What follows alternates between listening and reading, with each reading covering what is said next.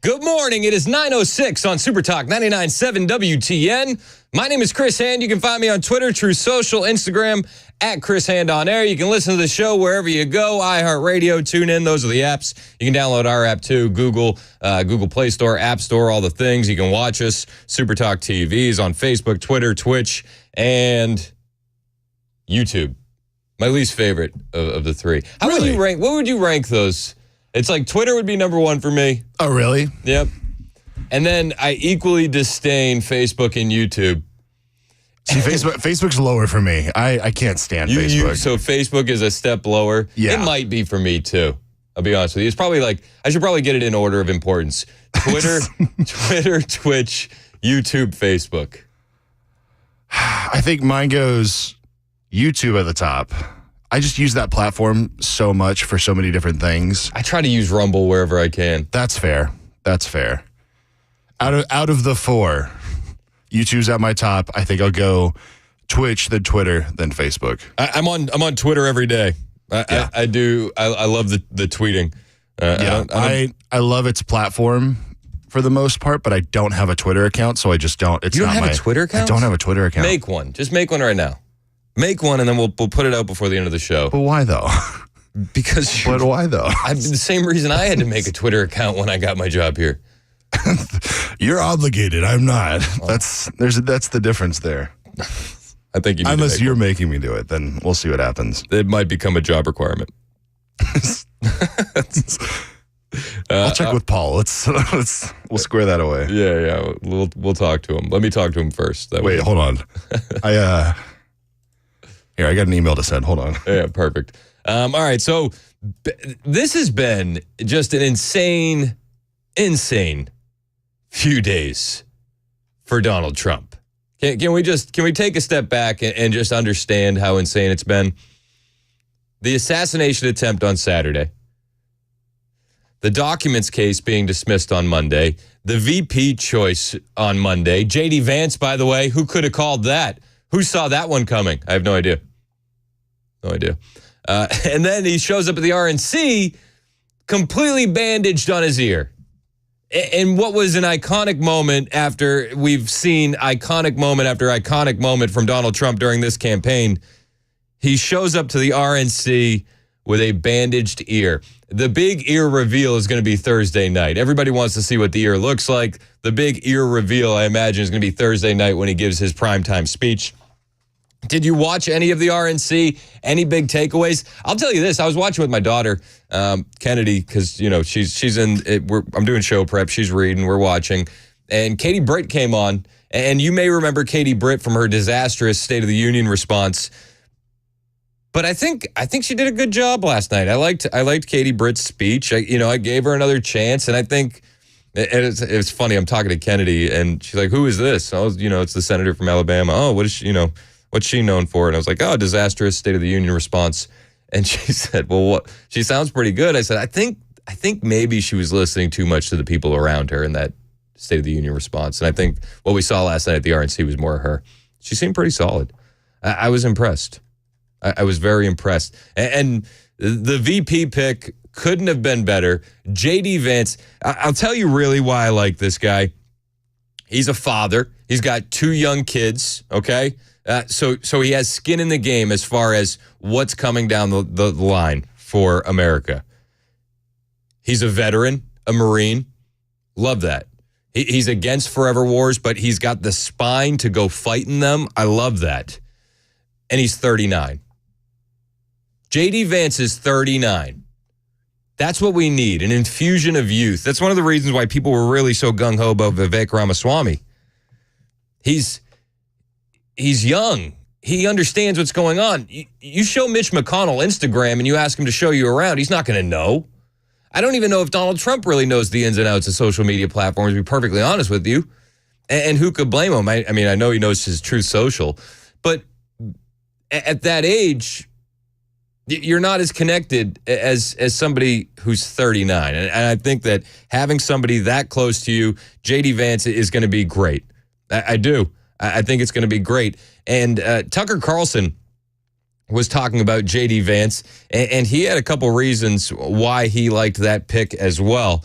And one of the reasons is because, as Tucker puts it, as soon as it was announced, every bad person in D.C. lined up against him. Now, JD Vance is the VP pick, and I think every person who pays close attention has got to be thrilled by that. And if you don't know much about JD Vance, I'm not even going to make a case for JD Vance. I'm going to tell you what I just saw, which is that every bad person I've ever met in a lifetime in Washington was aligned against JD Vance. Every bad person Tucker's met in a lifetime in Washington was lined up against JD Vance. And Tucker goes on to say that, sometimes it's who dislikes you that tells me more about you than who likes you. And that's the point he's making here. The negative cases, who dislikes JD Vance is more powerful than who likes him. And I do think the negative case is often more powerful because I know of myself, I do not think I'm a particularly good person. I have strong reasons for feeling that way. I don't always think that my side is right. I know for a fact I have been wrong many, many times. And I hope to correct and be honest about my error. So it's not like I think that, I'm always, God's always on my side. Sometimes I'm not on God's side. But I definitely know who's representing the other side. It's a lot easier to tell who the people who are only in it because they like, killing other people in pointless wars. Like, I know who those people are. Yep. And their odor is so powerful that I can smell one when he walks in the room. And every single one of those people in a line that would extend from Milwaukee to Chicago was lined up over the last week to knife JD Vance. Not on personal grounds. He's a perfectly nice guy. He's like one of the only members of the Senate with a happy marriage. True. But because they thought he would be harder to manipulate and slightly less enthusiastic about killing people. That's it. And that's kind of what you need to know about JD Vance. Slightly harder to manipulate, less enthusiastic about killing people. He sounds like the perfect guy for the new Republican Party. That's what he sounds like to me. Now, I know I've seen the videos. I know he's a former never Trumper and he's come around. I just want to point to the fact that pre-COVID, a lot of people held a lot of opinions. And after 2020, a lot of people changed completely. And I'm of the firm opinion that JD Vance has completely changed. And I understand some people don't like it. Sean on the Members Nutrition text line. I love Trump, but the Vance pick is awful. What do you think about the Vance pick? 615-737-9986. Call me. Let me know. Van Jones of CNN, he doesn't like the JD Vance pick. Part of the reason that JD Vance matters isn't for these kind of short-term electoral calculations. He matters because of what he means for the Republican Party long-term. Yeah, he's 39. He's 39. And you can look at JD Vance and say, hey, maybe he's the guy for 2028. You can't really do that with Burgum. I'm not sure you could do that with Tim Scott. And as much as I love him, I don't think Ben Carson was going to get you over the finish line in 2028. We may be able to say that about JD Vance. This is cementing a kind of nationalism. Yeah. Now, Trump, to your point, I agree with you. He's an instinctive, impulsive, intuitive nationalist. JD Vance is an ideological nationalist. That's a much more dangerous virus because he can polish this stuff and make it seem palatable. He can sell this stuff to Silicon Valley. He can sell this stuff other places. And when it does it, it locks the Republican Party on a pathway that I think is dangerous for the world. Again, the Ukrainians are now in deep trouble. NATO is now in deep trouble. Trump he could have gone with Nikki Haley. He could have gone with a Nikki Haley. This is Van Jones. That would have been much more palatable. You could have gone with Nikki Haley, says Van Jones. We would have liked that pick. When you see who's lining up against JD Vance, it kind of tells you what you need to know about JD Vance. They're suggesting on CNN, Van Jones on CNN saying, well, Nikki Haley would have been a better pick. And signal to the world, hey, listen, I got to give stuff to my base, but I'm not going to abandon the world. This pick is a horror on the world stage. So JD Vance matters because Donald Trump is pointing the Republican Party in a very scary direction for the long term. For the long term. Now, when JD Vance says it's scary for the world and it's a horror show long term, I mean, that can only mean the opposite, right? At any time I watch CNN, it feels like it's opposite day. Did you ever do that with your kids? It's like anything you say is the exact opposite. We play opposite day a lot at my house, and I usually put the kibosh on it. I say, well, the opposite of opposite day is no opposite day. So like game's over. But at CNN, it's opposite day every day. And when you hear them talking about JD Vance, like he's this dangerous threat to democracy, all right, cool. Sign me up. Joe Biden had a comment on JD Vance. He's a clone of Trump on the issues. A clone of Trump on the issues. So I don't see any difference. Now, you don't have to sell me on the guy. I already liked him. You don't. Joe Biden with a full-throated endorsement there. He's a clone of Trump on the issues. Perfect. That's exactly what we're looking for. And he's in Ohio. That's a huge area. That's really going to help us in the Rust Belt. It really is. And Teamsters President Sean O'Brien, he loves JD Vance. And you understand how important these unions are in the Rust Belt, right?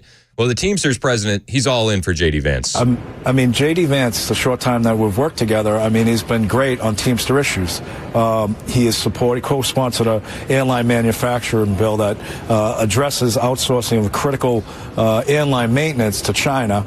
He's also supported paid sick leave for our railroad workers. If you remember that situation a couple of years ago where they weren't getting sick time, he stepped right up.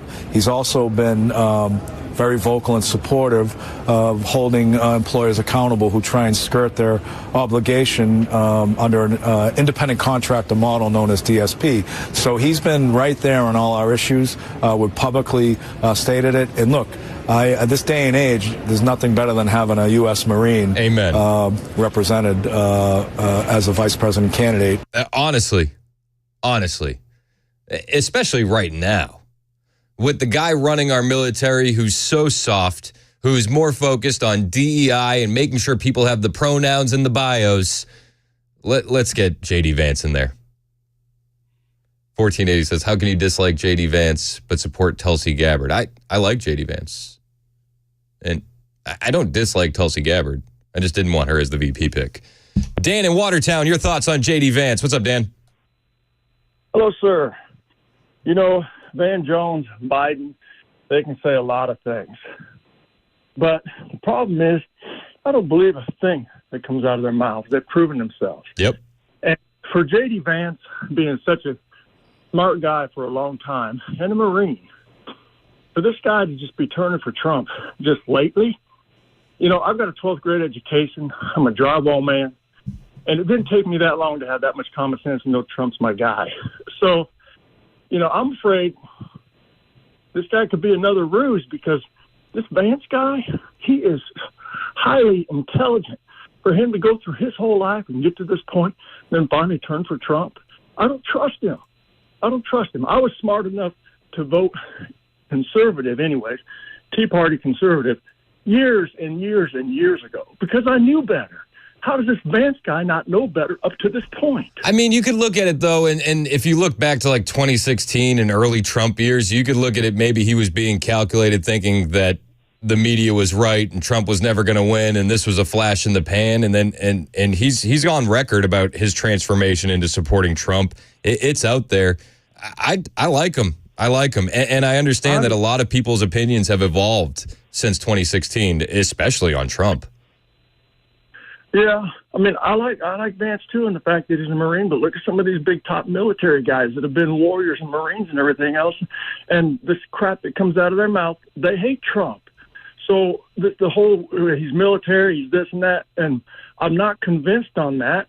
Well, they turned on Lincoln, you know, a long time ago. But I mean, I like him too. I'm on board, but man, I'm at a point right now. I don't trust any of these guys. You know who I trust? I trust Trump because he has a track record, and what he did was phenomenal in those 4 years, at the same time having every three-letter agency in the freaking world, basically. 100%. And 90% of the media coming down on this guy, and what Trump still accomplished, this guy You're is a miracle. He ran the Oval Office with an arm tied behind his back. Let's be perfectly honest. Yes.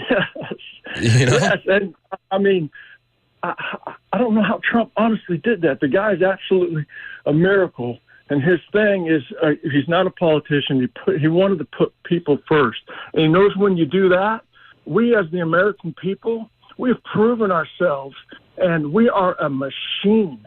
Let us go. Let this horsey run, man. We're a 330 million horsepower machine. Amen. And when you take a boot off of our neck and you let us run, we blow it out of the water. We've proven that. We're the reason for more freedom around the world. And I know we're not perfect, but, that's what Trump's all about. He's like, why, the mandates and taxes and stuff like that. You do that, you kill a business. Trump knows this, and everybody knows it, actually.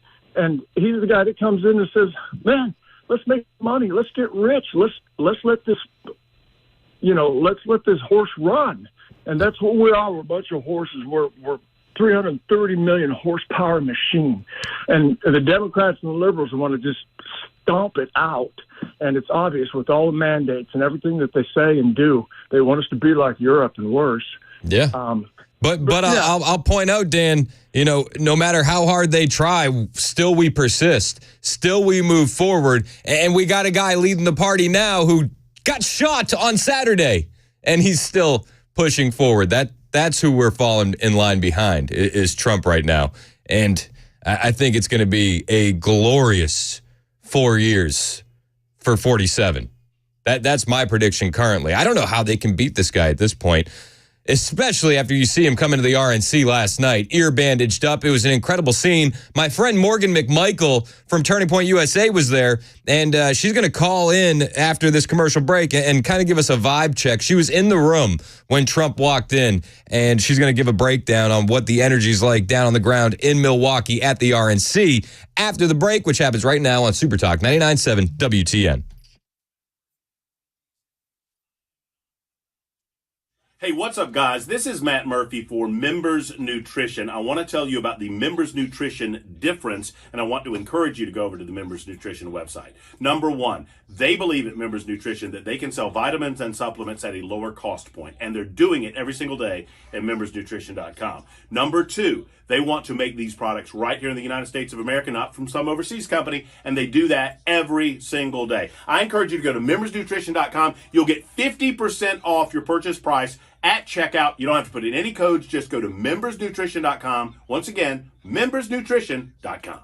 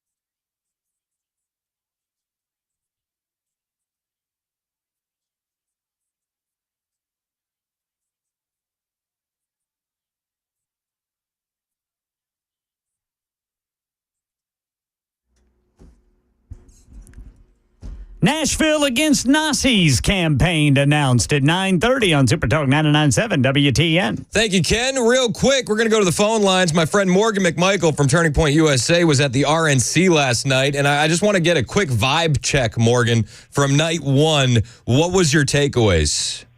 A quick vibe check from the RNC. Hey, Chris, thank you for having me back on your show.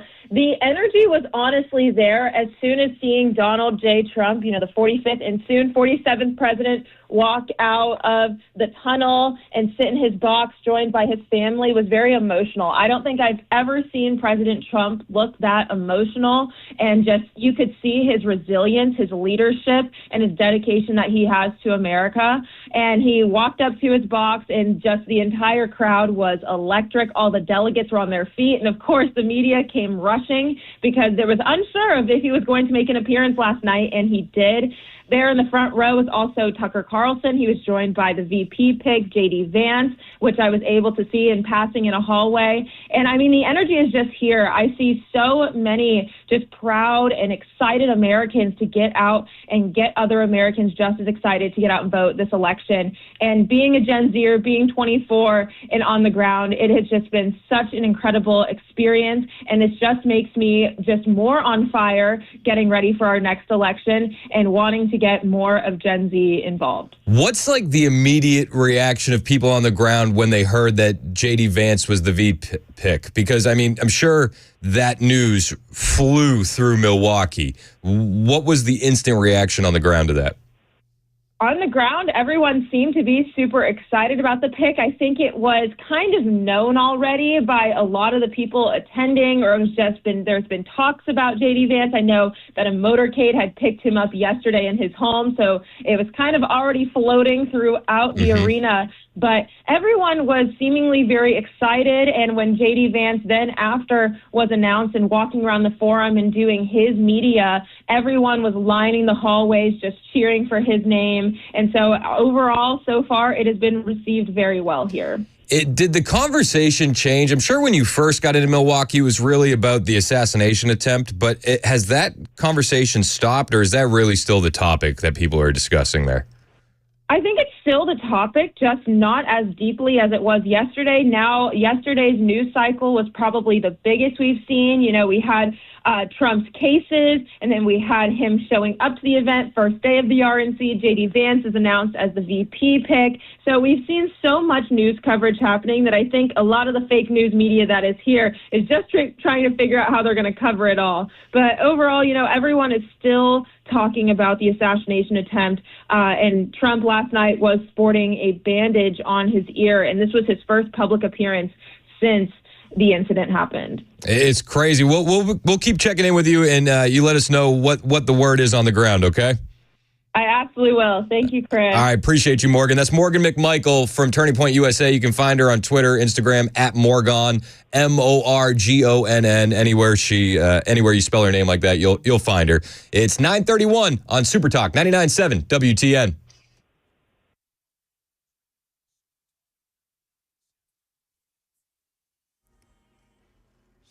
We'll tell you how we're going to cool off during the full forecast in 2 minutes. And right now, there are more questions than answers as to what led gunman Thomas Crooks to carry out the attempted assassination of former President Trump. An extensive investigation continues. Before the rally, new Department of Homeland Security and FBI bulletin said Thomas Crooks bought 50 rounds of ammunition from a gun shop near his home. President Biden's in Nevada courting black and Latino voters as he tries to counter the Republican National Convention. The Biden campaign says the president will outline his vision for a second term during remarks at the NAACP National Convention and a Hispanic voting conference. And here in Nashville, Democrat State Rep Afton Bain asking businesses to sign a pledge and community members to purchase Nashville Against Nazis merchandise in the wake of what officials say are white supremacist marches in Music City. Yesterday, a group of 11 men stood on the Due West Road over I-65 in Madison waving Nazi flags. And on Sunday, police say they arrested a Nazi protester for allegedly assaulting a Johnny Cash bar employee with a flag. That's the latest news. Traffic and weather next. I'm Ken Weaver, WTN News. The Guaranteed Offer is the easiest way to sell your home. It's really simple. We bring you an all-cash offer. You close in as little as 21 days. No home inspections, no lock boxes, no open houses. Go to markspain.com to get a guaranteed offer and start packing.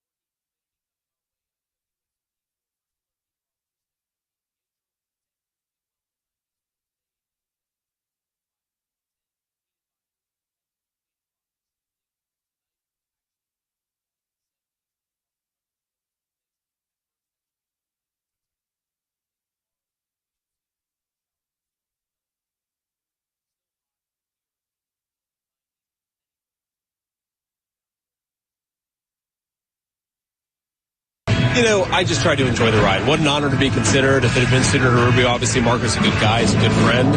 So I try to just have a good attitude about it. My family's very excited, obviously asking a lot of questions. I will say, Sean, I hope I'm not betraying too many confidences here, but when the president called me today to actually formally offer me to become, the vice presidential nominee, which just sounds crazy, my 7-year-old son was sort of making noise in the background. I'm getting so embarrassed. It's like, oh my God, Donald Trump's asking me to be his vice president. So the phone rings, he calls you, and you're like, okay, this is the call, or maybe not the call. Or maybe it's a bad call, right? It's the call. Who knows whether it's good or bad. But then he actually has me put my 7-year-old son on the phone. If you think about this, everything that's happened, the guy just got shot at a couple of days ago, and he takes the time to talk to my 7-year-old. It's a moment I'll never forget. It's a moment I'll never forget. That's JD Vance on when he got the call from Donald Trump that he was the VP. It's Super Talk 99.7 WTN 939. My name is Chris Hand. I don't know about you. I know that feeling all too well. When the boss calls and the kids are yelling in the background. At my house, it's when anybody calls, full disclosure. But I don't know why I took that as when the president calls you personally. And I was like, whoa, when does that happen? No. But it's like anytime I'm getting a call from anybody, I got that in the background. I like the pick. I like JD Vance. 615-737-9986. What do you think about JD Vance? Cassandra, you're up next on Super Talk. Your thoughts? Hey, so I can relate to JD Vance because in 2016, I didn't support Trump at all. And after just seeing how he changed the country, the decisions he made, everything like that, and my own life, I did vote for him and I did support him in 2020, and I trust him now. And everything he said that was going to happen if he wasn't elected has happened. And I look at it this way. If somebody that you trust somebody else and you trusted their decision, then you need to trust this decision. And, I mean, I don't know a lot about JD Vance, but I know somebody who's 39 years old is a possible future for the Republican Party because, I mean, everybody we have in right now they're not going to be there in the next election. Yeah, no, I hear you. I appreciate your call. And I think that JD Vance is going to definitely bring a lot of people that didn't support Trump in 2016 with him. They're going to identify that story the same way Cassandra did. One of the things that I've seen on the text line today is, well, if you trust Trump, you trust his decision. And I just want to be perfectly honest. I don't think that's got to be the case. I think that everybody's well within their rights to question the VP pick. And listen, I love Trump. I'm going to vote for the guy. Let's not pretend that he didn't put John Bolton in his cabinet at one point. Let's not pretend that every choice for everything he's made has been perfect. That's not the case. So I think questioning the VP pick is well within the realm of reasonable discussion that you can have. And I don't think it's going to change whether people are going to vote for him or not. I think it didn't matter who the VP pick was. Trump has the best chance to win, especially given the recent events and the assassination attempt. I don't know how anybody's going to stop him at this point. But I think questioning the pick is absolutely something that you should do if you don't like it. Question it. Bring it up. Voice your concerns. Now's the time to do it. It's not going to change anything. JD's the pick, and that's what we're rolling with. But I do want to know what you think about it. Rick, you're up next on Super Talk. What do you think about the pick?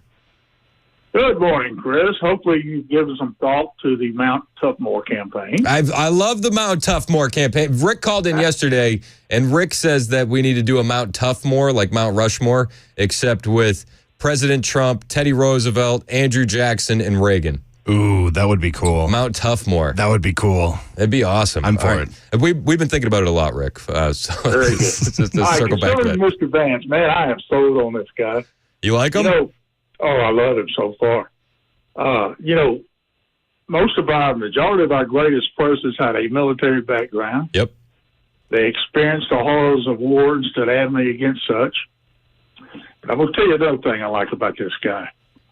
Chris, I'm 74 years old, and for decades now, I've attempted to stay abreast of our nation's political climate. Now, I'm not saying this has never happened, but right now I am hard-pressed to name anyone besides JD Vance, political leader in Washington, ever say I was wrong. Think about that.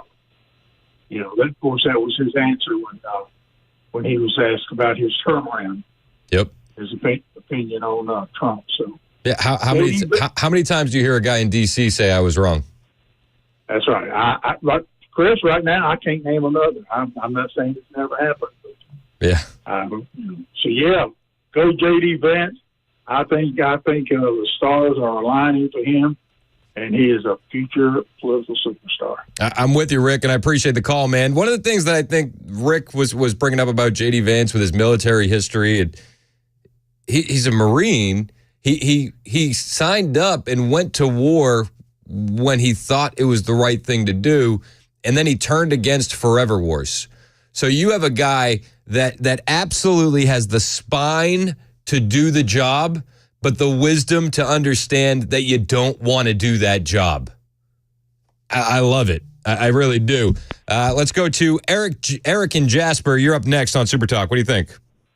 You know, you just asked the question a minute ago. When was the last time you heard politicians say they were wrong? Yep. I got the perfect answer for it. Tell me. About the same time you hear a woman say it.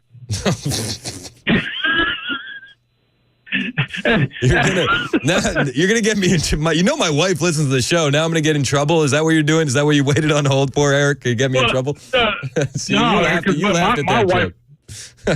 my wife is probably listening to it on the XM. So, anyway, you know, as a retired U.S. Army NCO myself, the only thing wrong I can see with JD Vance, he was a Marine, and we have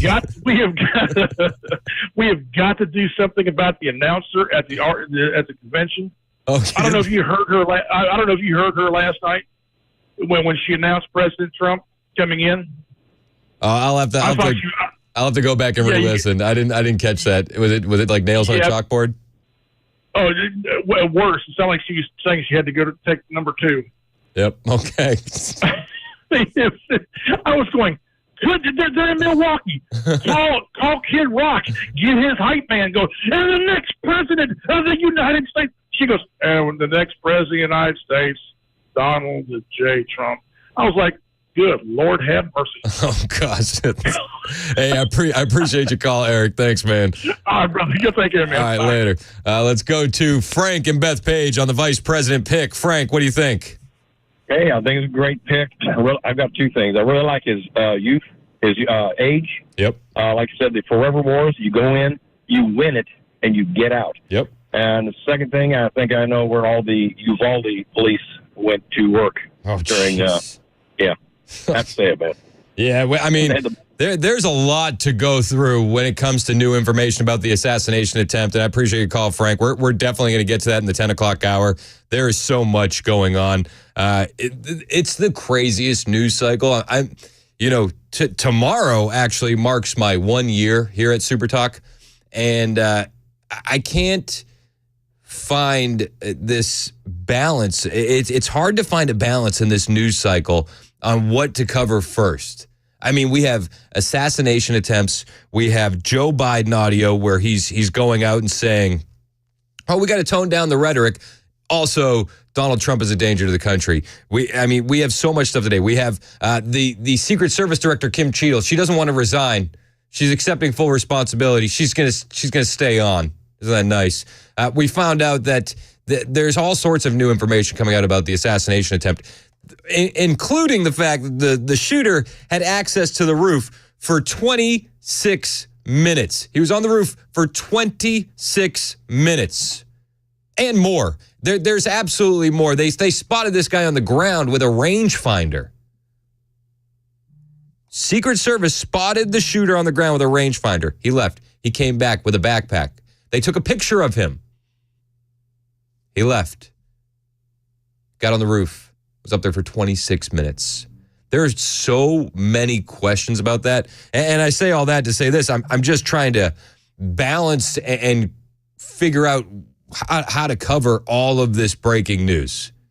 It's been insane here the past couple days. Absolutely insane. It's been insane in this country the past couple days. So let's be perfectly honest. It's been wild. Robert in Nashville, you're up next on Super Talk. Your thoughts on the VP pick, Rob? Hey, how are you, Chris? I'm good, man. I'll talk to you in a little bit. I I love the guy, and maybe you can talk me off the ledge here. I'm a little bit confused. What is the minimum age to become president of the United States? I thought the minimum age was 35, right? To become president? Yeah. Is it 35 or 45? 35. It is 35. Okay, you Yep. just talked me off the ledge. I had 45 on the brain, which meant after this 4-year run at VP, he was going to come in a year short for president. So I guess you talked me off my cliff there. You're off the ledge. That was quick. If you'll take the second call in your 10 o'clock hour, I'm going to call back. I got a light day today, but I got a whole bunch of shooter stuff for you. All right. Well, we'll be looking forward to it. All right. Conspiracy, buddy. Conspiracy. Yeah. I mean, listen. There's only two theories right now, right? There's only two theories. Yeah. Either this was very coordinated, or it was a lone wolf crazy person who got incredibly lucky. Almost 20-year-old kid. You'd almost have to argue that the shooter was more lucky getting on that roof and not being spotted and being able to get off the shots than Donald Trump was at the bullet missing him. You could almost make the argument that if the shooter acted alone and he got around all that security, he got around Secret Service, he got around local police, he got on the roof in the building where the police were staged, he was up there for 26 minutes. You can make the argument that the shooter was more lucky that day than Donald Trump because of all the things, all the variables that seemed to go his way. Gotta agree with you. Gotta agree with you on that. Hey, I appreciate your call, Rob. We're going to get into all that after 10 o'clock. It's 9:51 on Super Talk 99.7 WTN. Hey, it's Chris Ann for my friends at Busy Bee Plumbing, Heating, and Cooling. My ACs have been perfect, actually. I haven't had an issue. And it's because I got my annual maintenance with my friends at Busy Bee. See, I've been kicking the can down the road, and I didn't want to get the annual maintenance. And then I had a problem pop up. So then I had to call Busy Bee, but I'm a Beehive Club member, so I got front of the line service. So that was cool. I got 10% discount on the repairs I needed, but they told me I wouldn't have needed the repairs had I just gotten the annual maintenance done. So if you haven't gotten your annual maintenance done this season yet, it's time to do it. Don't wait for that problem to pop up like I did and become a Beehive Club member, because that's the best bang for your buck. For only $99, you get 3 annual tune-ups, 1 for your heating, 1 for your cooling, 1 for your plumbing. That 10% discount on all repairs, priority front-of-the-line service, no overtime or holiday fees, exclusive Beehive member promotions, and a $100 annual accrued replacement credit for your next AC unit with a maximum of $1,000. Here's the thing. All July long, if you buy a Beehive Club membership, you get one for free and you can give it to somebody in your neighborhood. Yeah, they have a BOGO special all July long for the Beehive Club membership for you and someone in your neighborhood. Do it today. Call my friends at Busy Bee, 615-775-7833. Busy Bee's your Rude Pro partner, 615-775-7833. They're online at busybeehvac.com. Hey, it's Dan Mandis, and I am so glad that California Closets has fixed my closet catastrophe. After exact measuring and planning, they came over and got to work.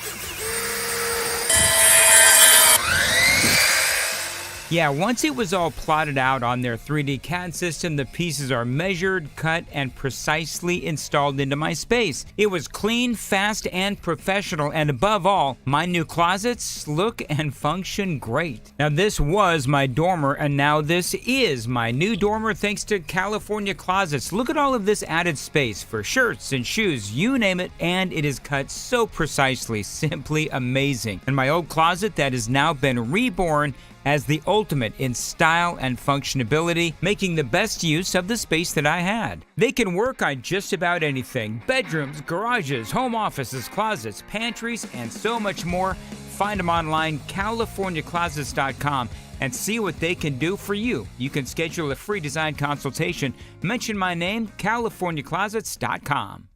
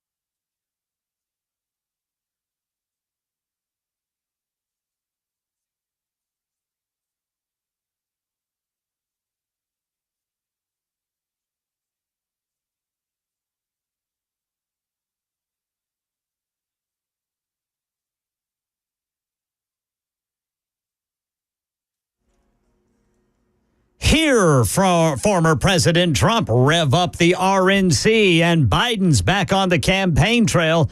Nashville Against Nazis campaign launched. Coming up at 10 on Super Talk 99.7 WTN. Thank you, Ken. What a few days it's been for Donald Trump. It's been nuts. An assassination attempt on Saturday. He's gained the support of Elon Musk after that assassination attempt. Did you hear what Elon's going to do?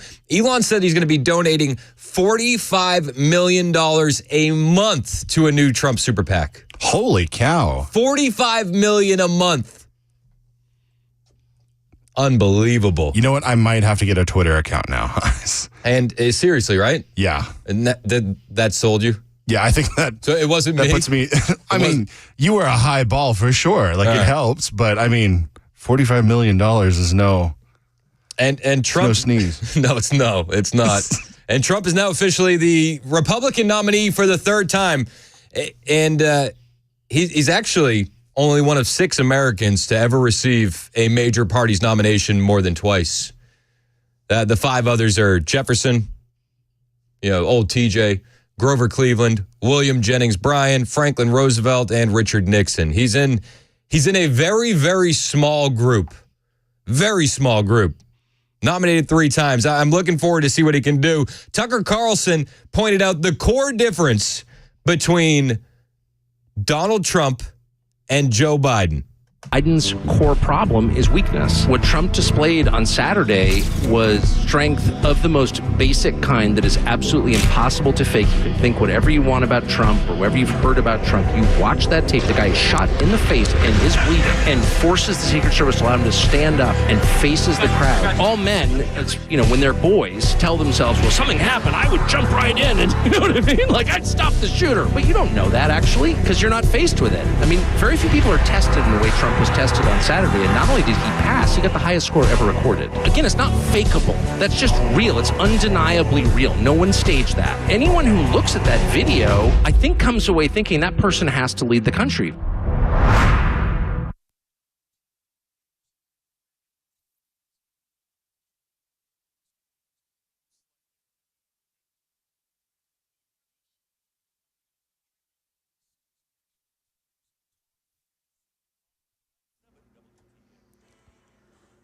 Ten o'clock on the dot. I'm Ken Weaver with your top stories, and we're headed for a cool down. We'll tell you by what means during the full forecast in 2 minutes. More questions and answers today as to what led gunman Thomas Crooks to carry out the attempted assassination of former President Trump. An extensive investigation continues. Before the rally, new Department of Homeland Security and FBI bulletins say Thomas Crooks bought 50 rounds of ammunition from a gun shop near his home. Meanwhile, in Milwaukee, Stephen Portnoy says former President Trump's appearance at the Republican convention last night revved up the crowd. GOP delegates were electrified by their first glimpse of the former president, who pumped his fist into the air as he walked into the hall, a bandage covering his right ear. Missouri Party Chair Nick Myers. I feel like the hand of Providence must be on President Trump. Tonight's convention program theme, Making America Safe Once Again, with a focus on illegal immigration, violent crime, and deaths from drug overdoses. Stephen Portnoy, ABC News, Milwaukee. President Biden's in Nevada courting black and Latino voters at the NAACP convention to try to counter-program the Republican convention. Biden will drop by an economic summit with the chair of the Congressional Black Caucus and do another TV interview, this time talking to BET. And here in Nashville, Democrat State Rep Afton Ben telling News 2 she's launching a Nashville Against Nazis campaign to counter what officials say have been 3 white supremacist marches so far this year. It was important for me to respond in a way that my constituents tasked me with. I ran on fighting extremism and white supremacy at the legislature and in Tennessee and Nashville, and that's exactly what I decided to do. So Representative Ben is asking businesses to sign a pledge and community members to buy Nashville Against Nazis merchandise. That's the latest news. Weather is next. I'm Ken Weaver, WTN News.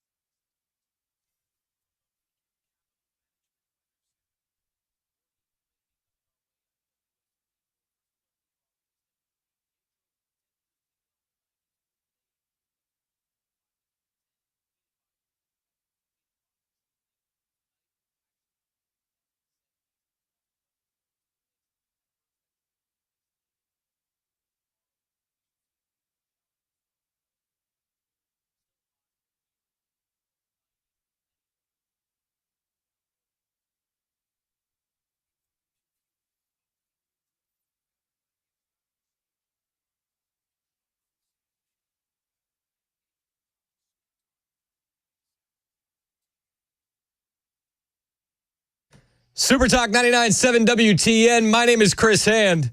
So I'm gonna try and get Savannah Hernandez on the show tomorrow. I've been talking with her and texting with her and saying, I got to get you on. I want to get you your reactions. She's down at the RNC, and one of the reasons why I wanted to get her on is because she filled me in on what one of her plans was going to be while she was down there, and the way they put it is there's a lot of adversarial media at the RNC, right? It's the MSDNC, the CNNs, they're all there. And, we have a lot of bad Republicans that are going to be there too. So I had been talking with Savannah, and she said, I'm going to get these people on record. I was like, all right, cool. I want to see that. Well, she literally posted a video last night of her confronting Kristen Welker of NBC News. She asked her why NBC reported the assassination attempt as popping noises in the initial moments after the assassination attempt. Excuse me, Kristen, I have a question. NBC reported that when Trump was assassinated, attempted assassination, it was popping noises that was initially reported. Would you like to respond to that? She's walking away. All right, y'all, this is Savannah Hernandez, and this is actually Kristen Welker right behind me of NBC News, the exact same network that reported after the attempted assassination of Donald Trump that it was just popping noises. Kristen, would you like to say anything? No? Would anybody, a part of NBC, like to say anything about your faulty reporting? Not at all? Okay. Not at all? Okay, they all hightail it away from Savannah Hernandez. The media has been terrible during the reporting, especially in the initial moments after. Now, they have to call it an assassination attempt now, but they flipped and they're more focused on the rhetoric. You got to focus on the rhetoric, and obviously it's Trump's rhetoric that they want to focus on, right? They don't want to focus on Joe Biden's rhetoric. Why would they want to focus on Biden's rhetoric? I will not yield. I will not flinch. I will defend the right to vote, our democracy against all enemies, foreign and, yes, domestic. Oh, so he's, rhetoric that Joe Biden essentially calls Donald Trump a domestic enemy. Or do you remember the dark and scary Hitler-esque red speech that Joe Biden gave with his fists in the air? Do you remember that when he called MAGA Republicans extremists? Too much of what's happening in our country today is not normal. Donald Trump and the MAGA Republicans represent an extremism that threatens the very foundations of our republic. Oh, yeah, it threatens our republic, this extremism. So we got to tone down the rhetoric. Joe Biden doesn't take any responsibility. It's only Donald Trump that needs to tone down the rhetoric, I guess. But there's a lot of info that's been coming out in light of the assassination attempt. As far as I can tell, everything we know right now, Thomas Matthew Crooks, 20-year-old who tried to assassinate Donald Trump, the FBI says he acted alone. The FBI also says that he has very limited social media use, which I find interesting. A 20-year-old with no internet footprint? Now, I did hear that he had a Discord, but it was rarely used, and they shut it down quickly. But no social media? 20 years old?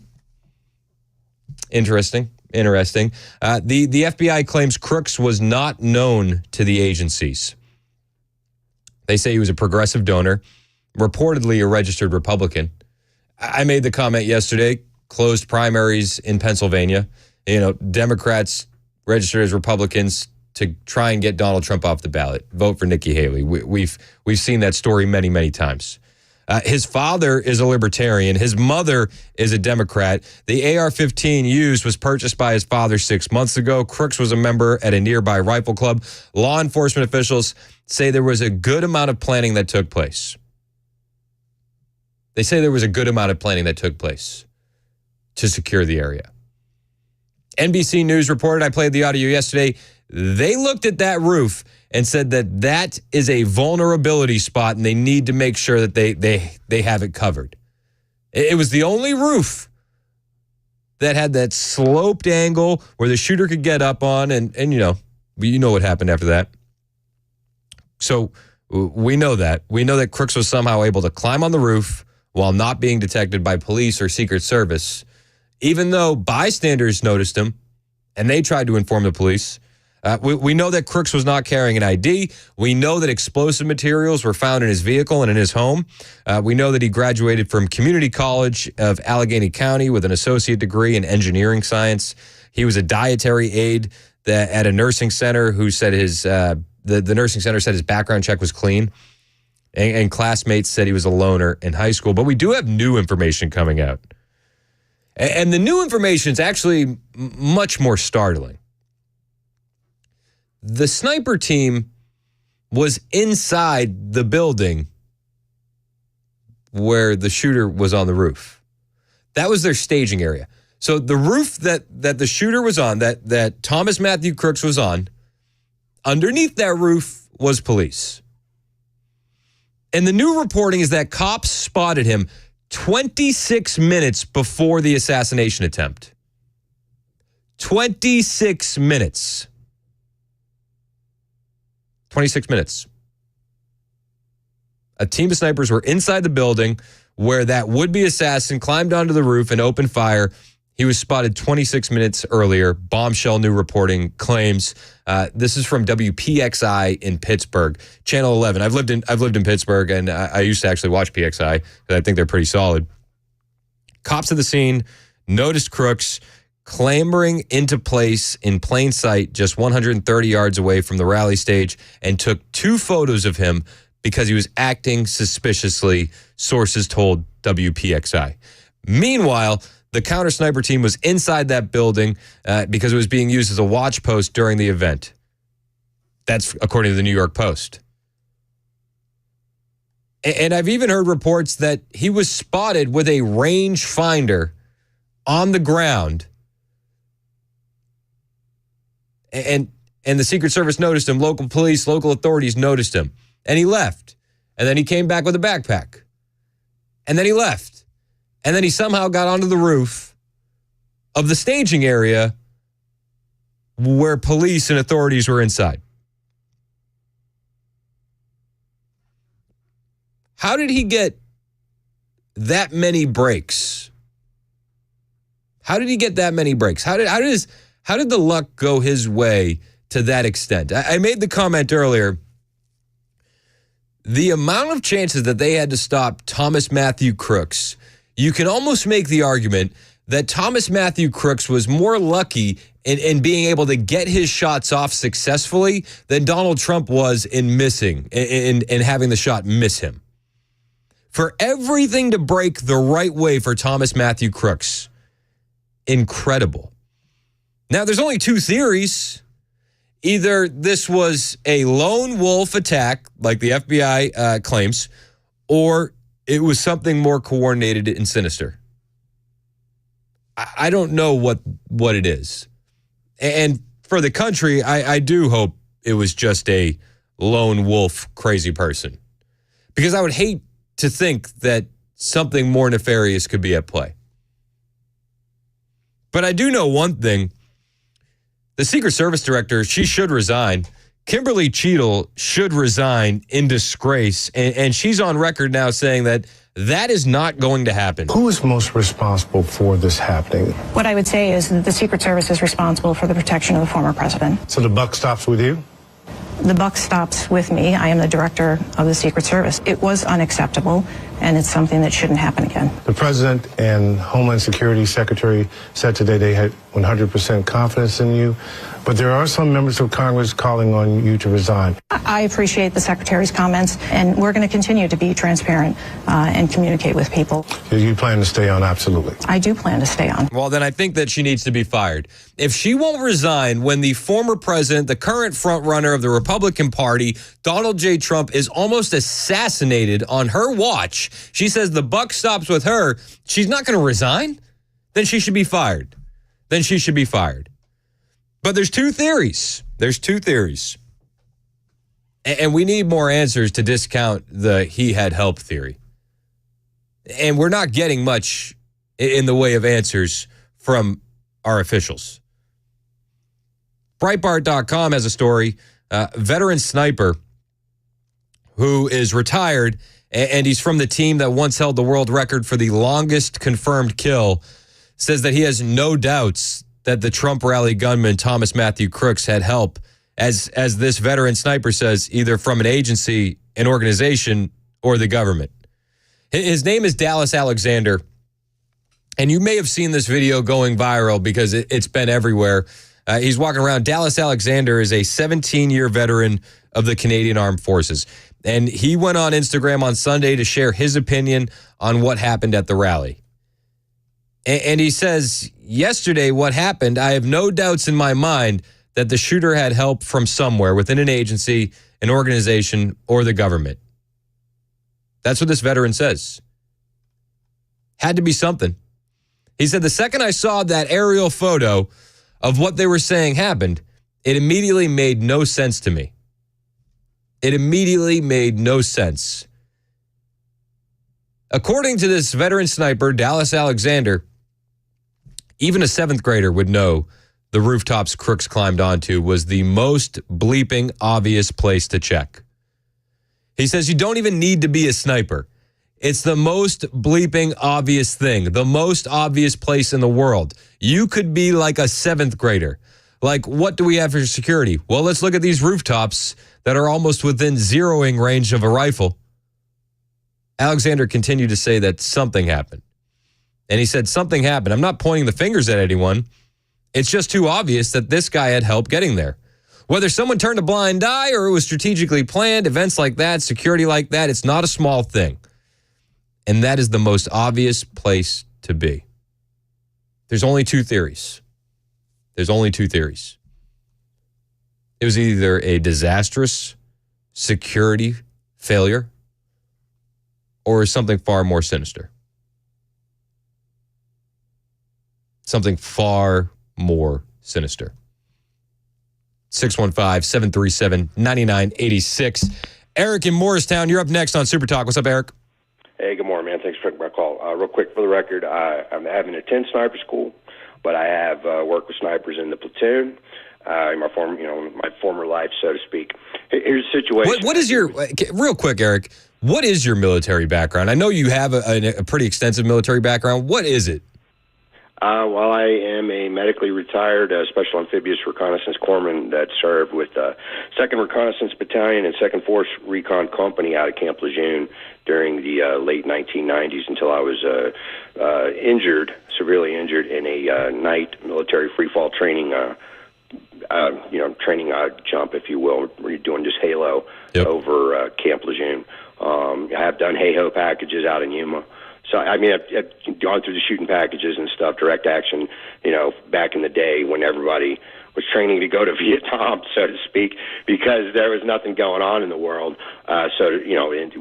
Overtly, unless there was Kosovo, Macedonia, Montenegro, that sort of stuff. Yeah. And then after being injured, I was awaiting certain things, and I worked as contingency operation and planning up in Bethesda.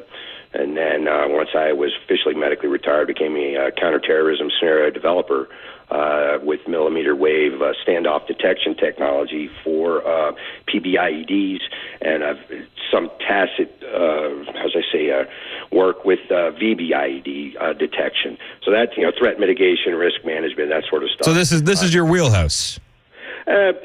I'm jack of all trades, master of none, if that makes any sense. No, it does. It does. Absolutely. Yeah. So what was your initial reaction to the shooting on Saturday, the assassination attempt? My first, when I started hearing, first was like, Whiskey Tango over, what's going on? Who didn't cover the high ground?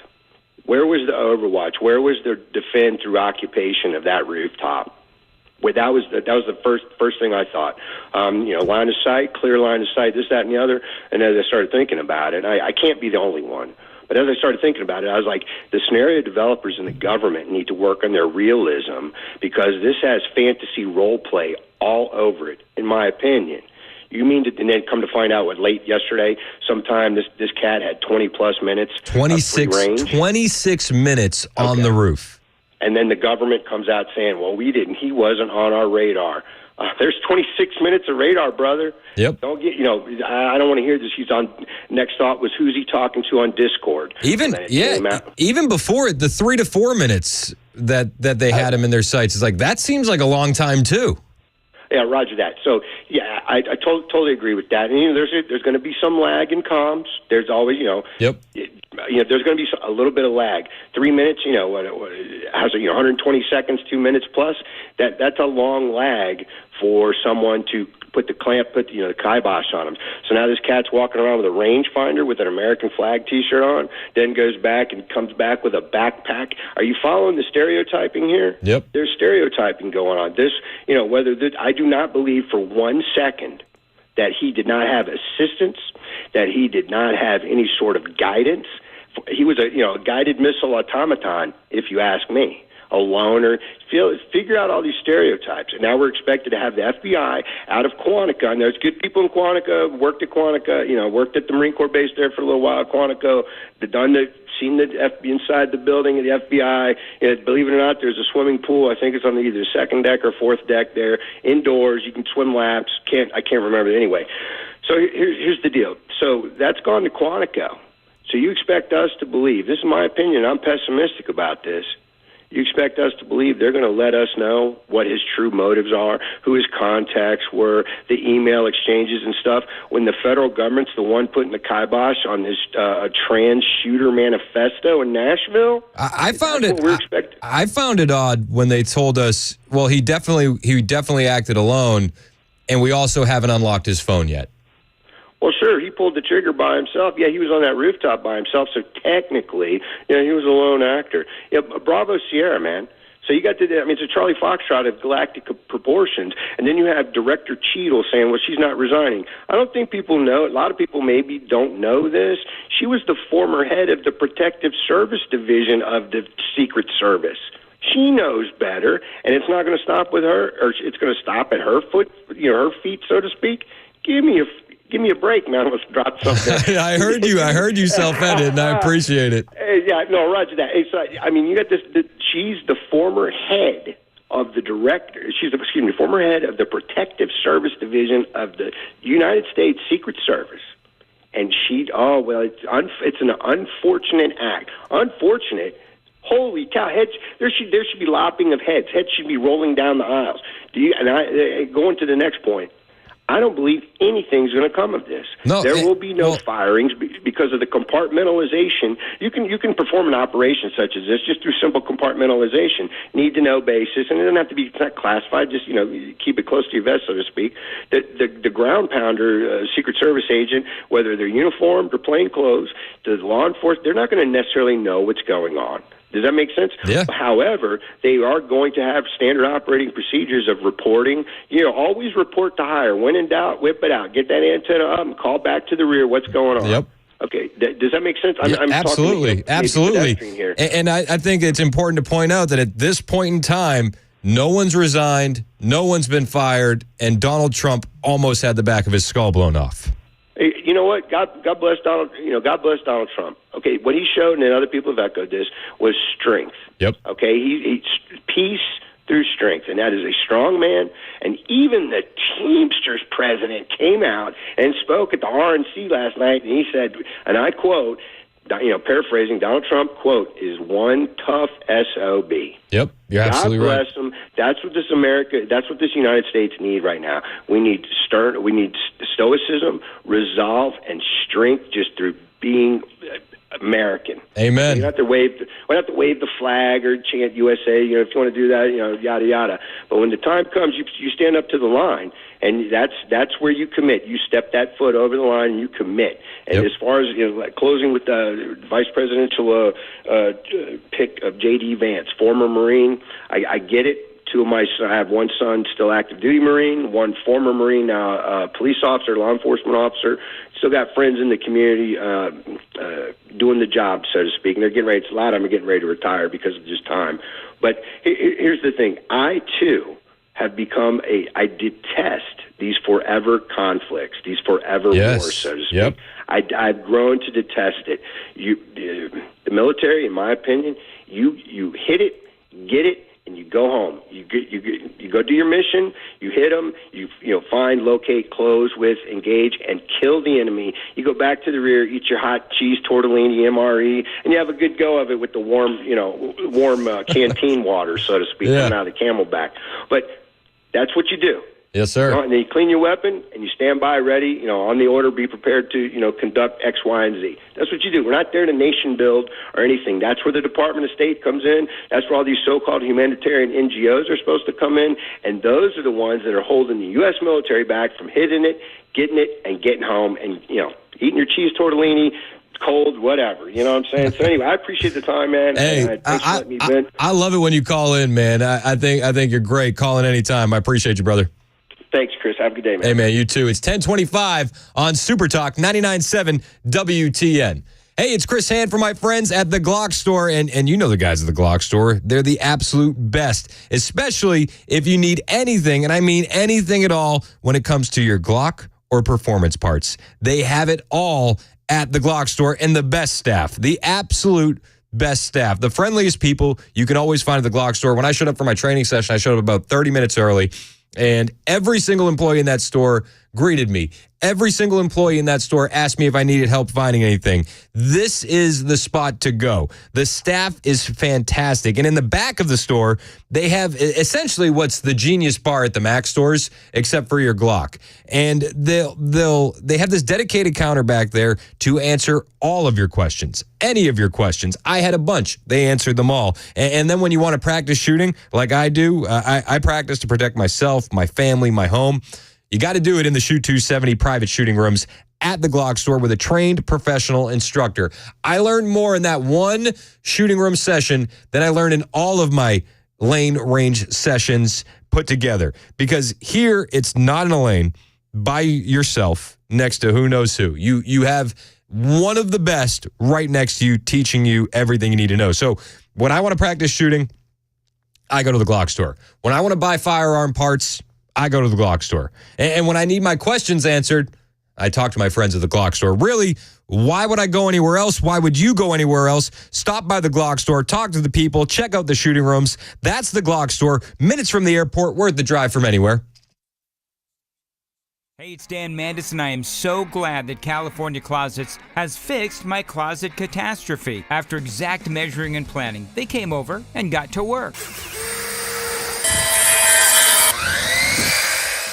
Yeah, once it was all plotted out on their 3D CAD system, the pieces are measured, cut, and precisely installed into my space. It was clean, fast, and professional, and above all, my new closets look and function great. Now, this was my dormer, and now this is my new dormer thanks to California Closets. Look at all of this added space for shirts and shoes, you name it, and it is cut so precisely, simply amazing. And my old closet that has now been reborn as the ultimate in style and functionability, making the best use of the space that I had. They can work on just about anything: bedrooms, garages, home offices, closets, pantries, and so much more.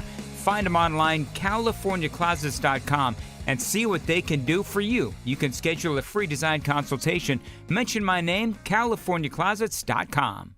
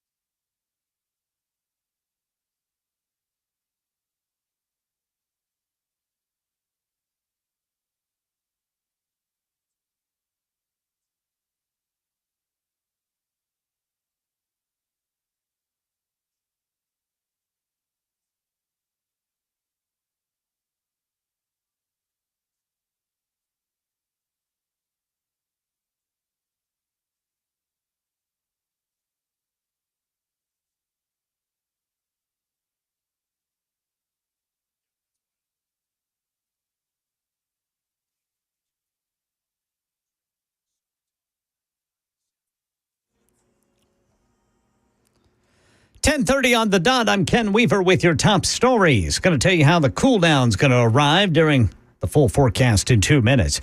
We're waiting for new information on Trump attempted assassin Thomas Crook's motives. The FBI says it has conducted more than 100 interviews, many of them in the neighborhood where the shooter lived.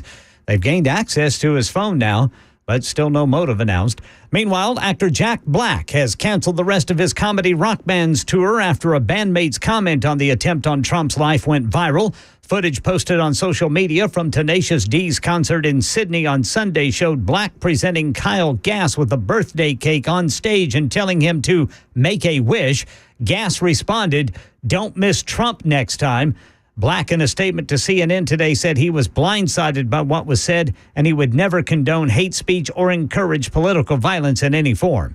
And after a pause in campaigning due to the assassination attempt on former President Trump, President Biden's in Nevada today. The Biden campaign says the president will outline his vision for a second term during remarks at the NAACP National Convention and a Hispanic voting conference. That's the latest news. Weather is next. I'm Ken Weaver, WTN News.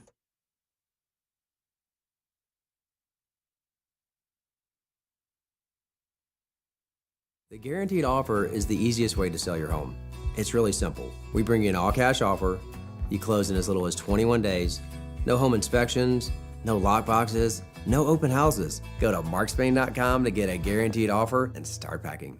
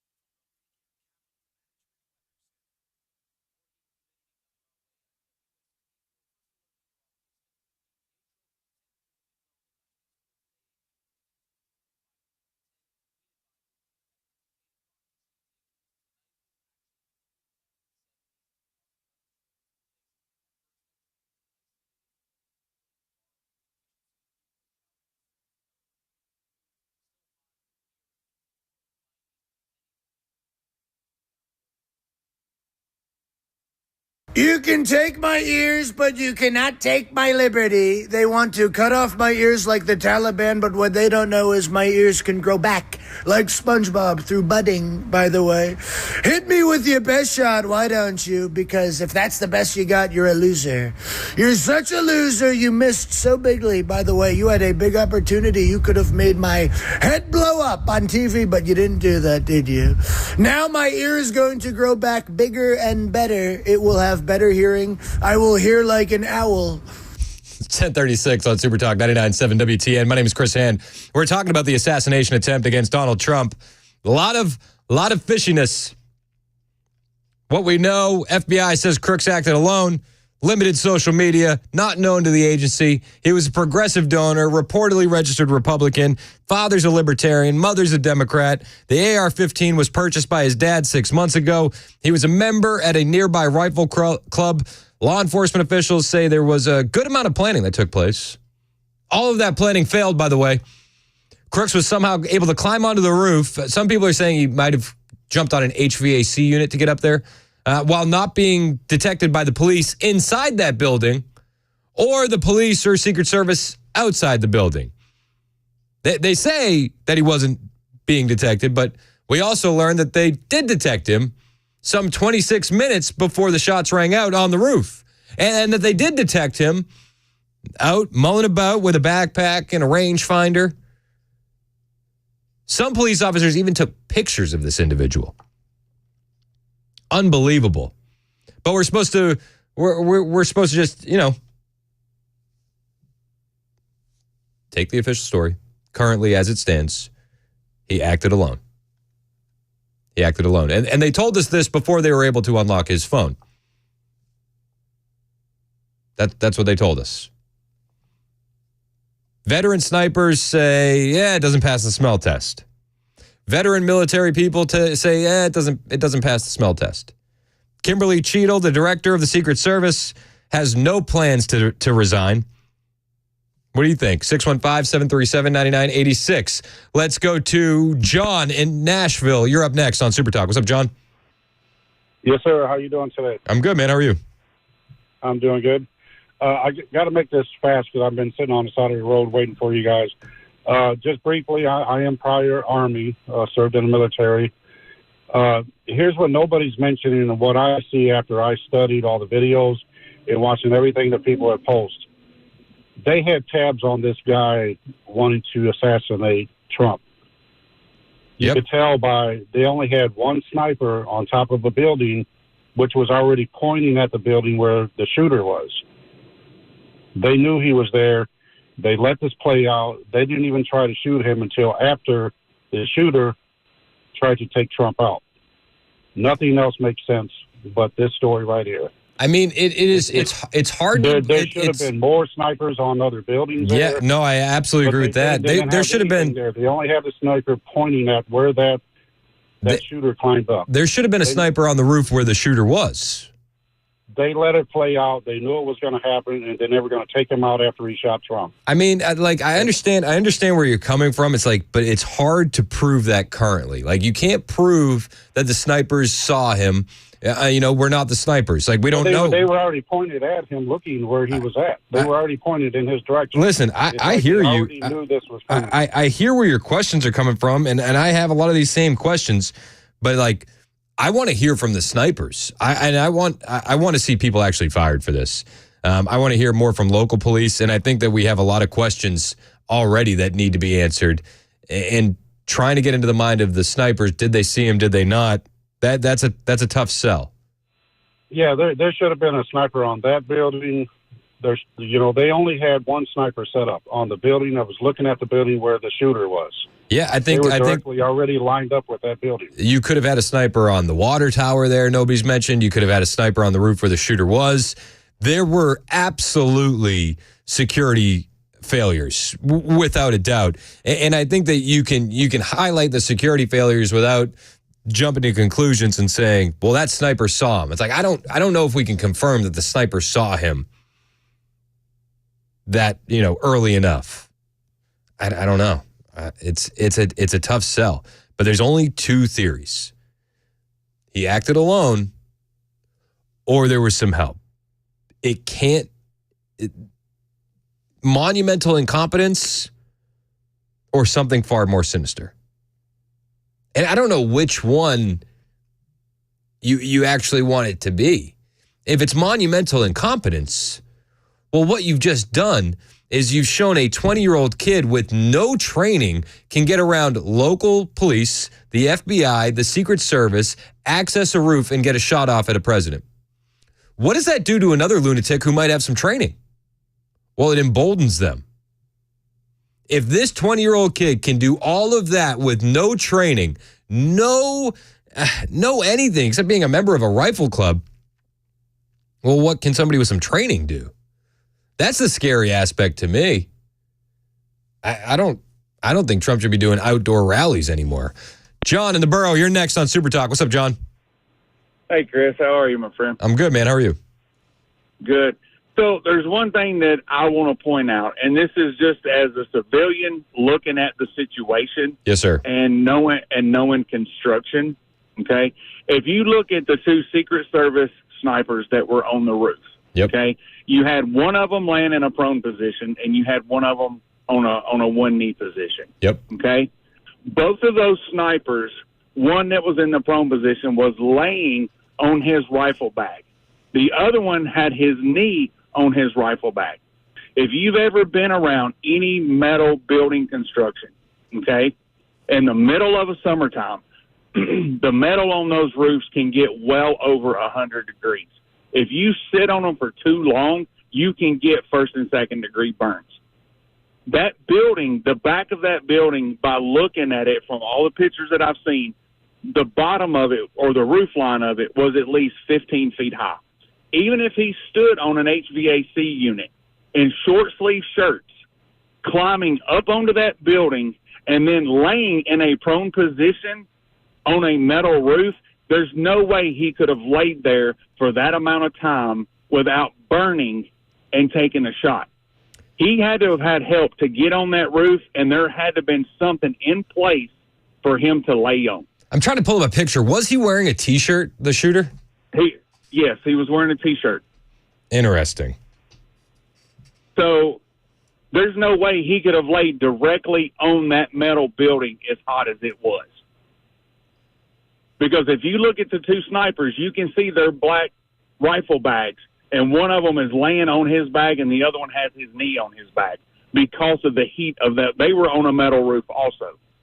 Interesting. I mean, that's a good observation, not one I would have made with no background in construction. But you know, when you explain it like that, it sounds at the very least reasonable that roof is going to be extremely hot. Exactly. And there's no way and just the thin pair of pants that he had on and a T-shirt, there's no way he could have laid directly on that metal roof. Because if you look, the sun was beating down on it, and it was hot. Because you've seen people walking around wiping sweat off their foreheads and all of that kind of stuff. So it was very hot that day. So you can imagine inside of a car in the summertime, how hot it gets inside of a car. The roof, that metal roof, is even hotter than that. So play out your thought a little bit more. You don't think that he could have been laying down the whole time, or you don't think he could have been up there that whole time? The videos that I have seen from the people in the stands that were alerting police, it shows him laying on the roof. Yep, and that's all I've seen as well. Right. So, and even if he stood on an air conditioner unit and jumped up and grabbed that metal roof and tried to pull himself up there, he's going to get burned before he even gets to the roof. And, you know, me, if I put my hand on something hot, what's your first reaction? You pull back away from it. Yeah. So you're telling me that kid had that much mental strength to overcome being burned to continue to climb up on a roof? I mean, that just doesn't make sense to me. Yeah, it's an interesting thought. I hadn't thought of it, John, and I appreciate the call, man. Real quick, Pam has been holding for a minute. She wants to talk about the VP pick. What's up, Pam? Well, hello, my friend, your favorite independent from Nashville. Are you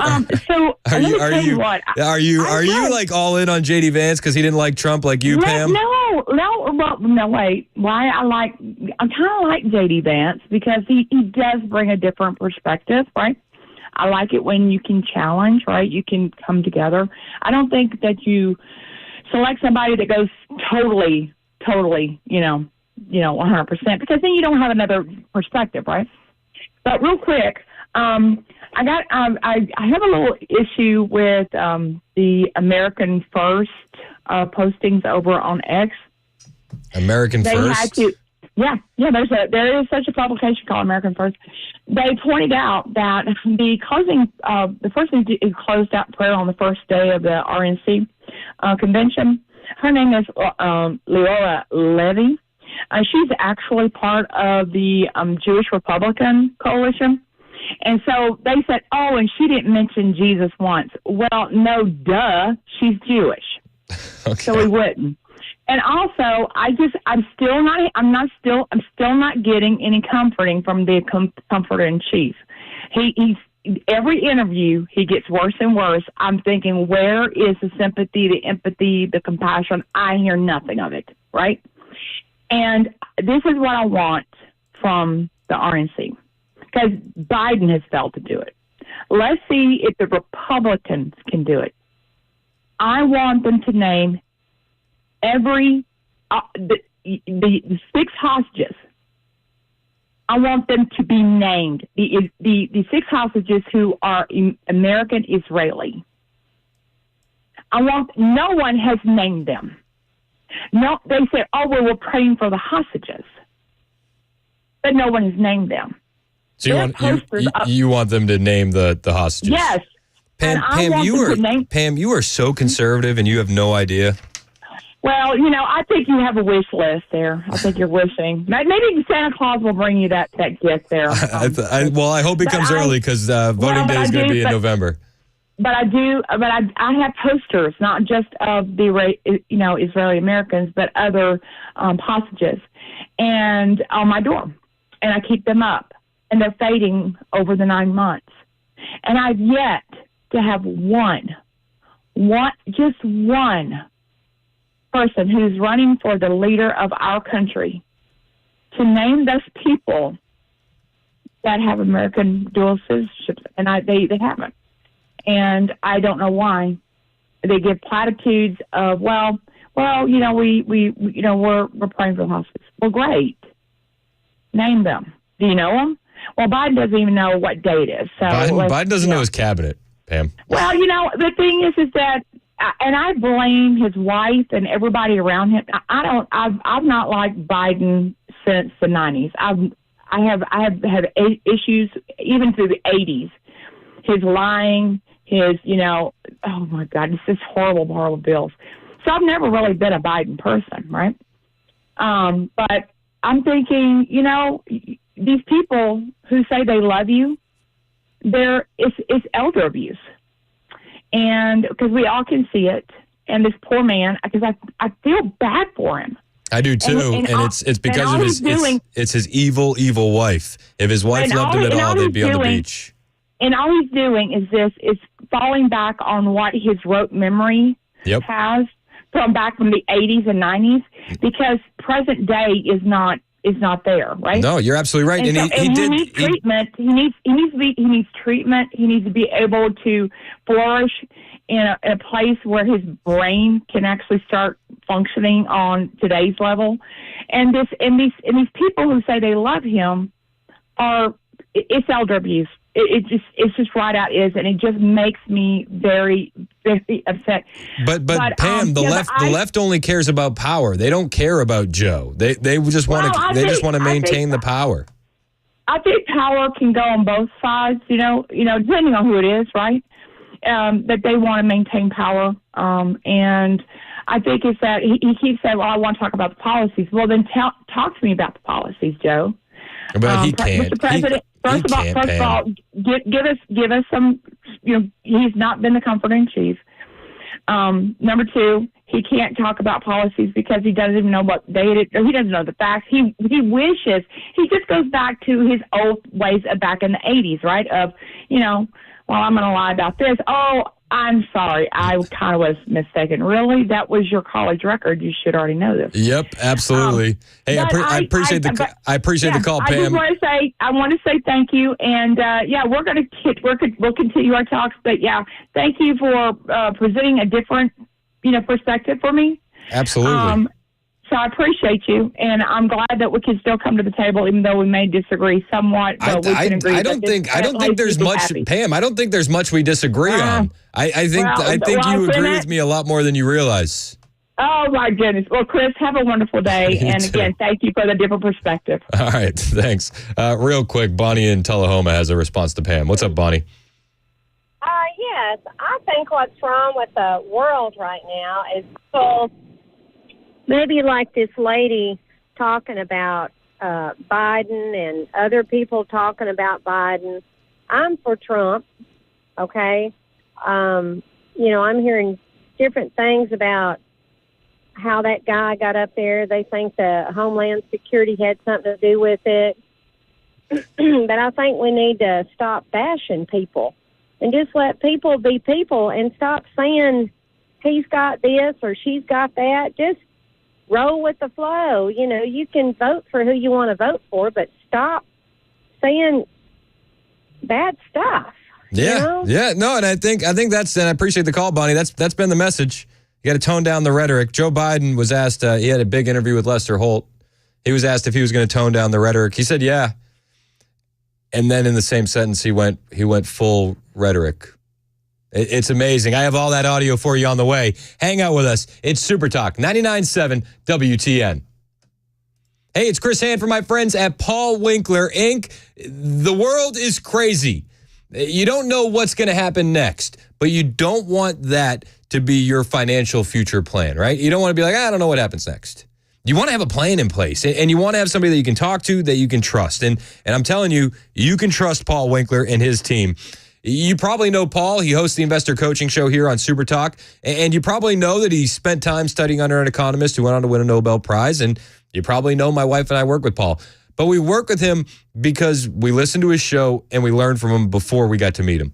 And when I got to meet him, I've learned so much more. I really like that Paul's team hold themselves the highest level of fiduciary status. I respect the fact that Paul wants me to tell you I get paid to do these commercials because he wants that honesty and transparency. Where else do you hear that? I love the fact that Paul's team does nothing on commission. And they really focus on education, so you never get the uneasy feeling of blind trust. And I'm telling you, even if you're working with another financial planner today, you should call Paul and get a second opinion. Because Paul and his team will look at your whole financial picture and then help you make some decisions. And it all starts with a 15-minute phone call. You should set yours up right now, paulwinkler.com. That's all you have to do. Go to the website, set up your free 15-minute phone call, and just hear them out. You're going to be impressed. paulwinkler.com.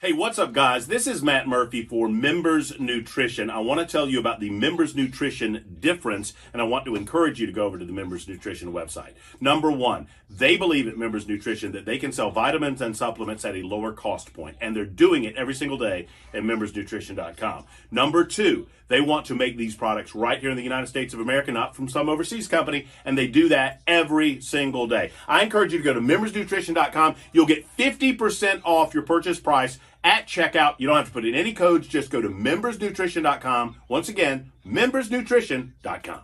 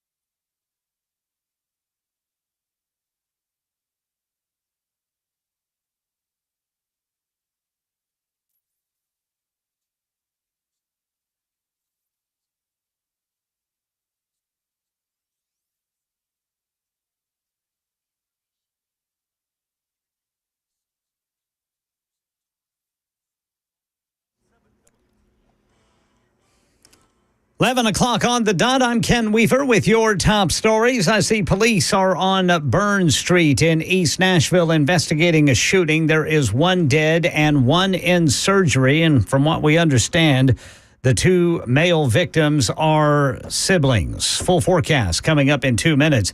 More questions and answers today as to what led gunman Thomas Crooks to carry out the attempted assassination of former President Trump. Aaron Katersky's in Bethel Park, Pennsylvania. He says an extensive investigation continues. The FBI has conducted more than 100 interviews, many of them right here in the neighborhood where the shooter lived. They've gained access to his phone now. They even know how he was able to take possession of the rifle, but none of that has established a clear clear motive. Meanwhile, Jim Ryan says the party and the host city are assessing Monday's opening of the national convention. Despite the heat, the humidity, and the thunderstorms, things are going pretty well, says Milwaukee Mayor Cavalier Johnson. We've been able to maintain safety thanks to all the partners. Johnson says there were 2 arrests on Monday, including an individual who was climbing a fence into a restricted area and a woman who was standing in the street and refused to move. Overall, it was a calm day. Today, day 2 of the Republican convention features only one formal session and a theme called Make America Safe Again. Elsewhere in election 2024 news, President Biden touching down in battleground Nevada. Back on the trail after pausing in the wake of the attack on Donald Trump. The president, we're told, will continue to draw sharp contrasts with Trump, even as he urges the country to lower the political temperature, condemning political violence. It's become too commonplace, not assassinations, but to talk about it. Just days before the shooting, Biden telling donors it's time to put Trump in a bullseye. But now he says that was a mistake. That is the latest news. Weather is next. I'm Ken Weaver, WTN News.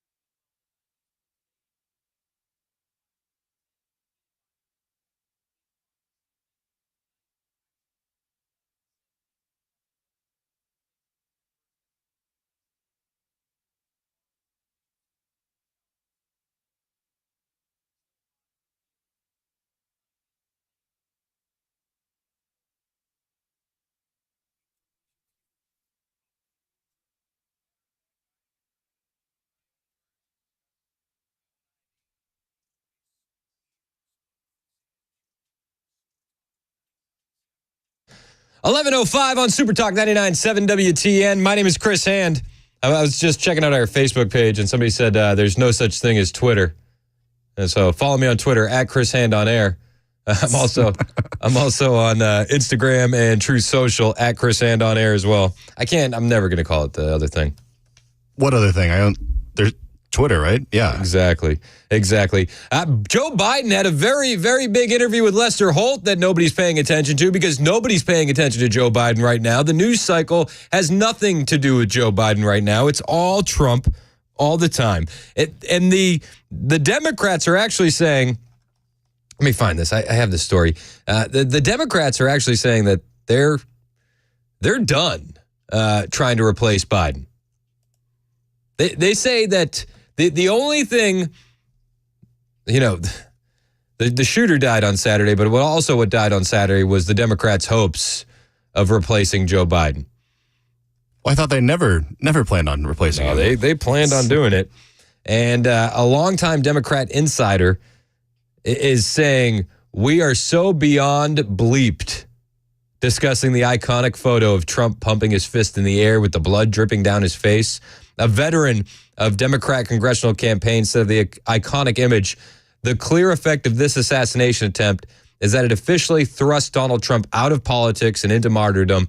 They're framing this as an attack on MAGA and not on Trump. Even more powerful, this is literally biblical stuff we're talking about. This is a veteran of Democrat congressional campaigns talking about this. A Democrat consultant also added, the presidential contest ended last night. This obviously was Sunday. The presidential contest ended last night. Now it's time to focus on keeping the Senate and trying to pick up the House. That's the only positive thing to come out of last night for Democrats. The only positive thing is that we are no longer talking about Joe Biden's age today. Another Democrat strategist told NBC that the attempt on Trump's life destroyed Biden's key argument that the former president is a threat to democracy. He said, the strategist said, that message is dead, adding that the bullet that nicked Trump's ears probably saved Biden's nomination by stopping calls from Democrats for him to end his campaign and doomed his reelection.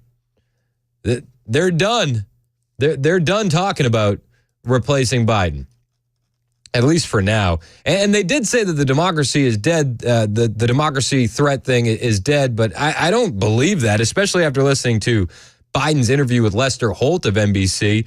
He was asked, Joe Biden, about his initial reaction to the assassination attempt. You were in Delaware when this happened. What was your first reaction?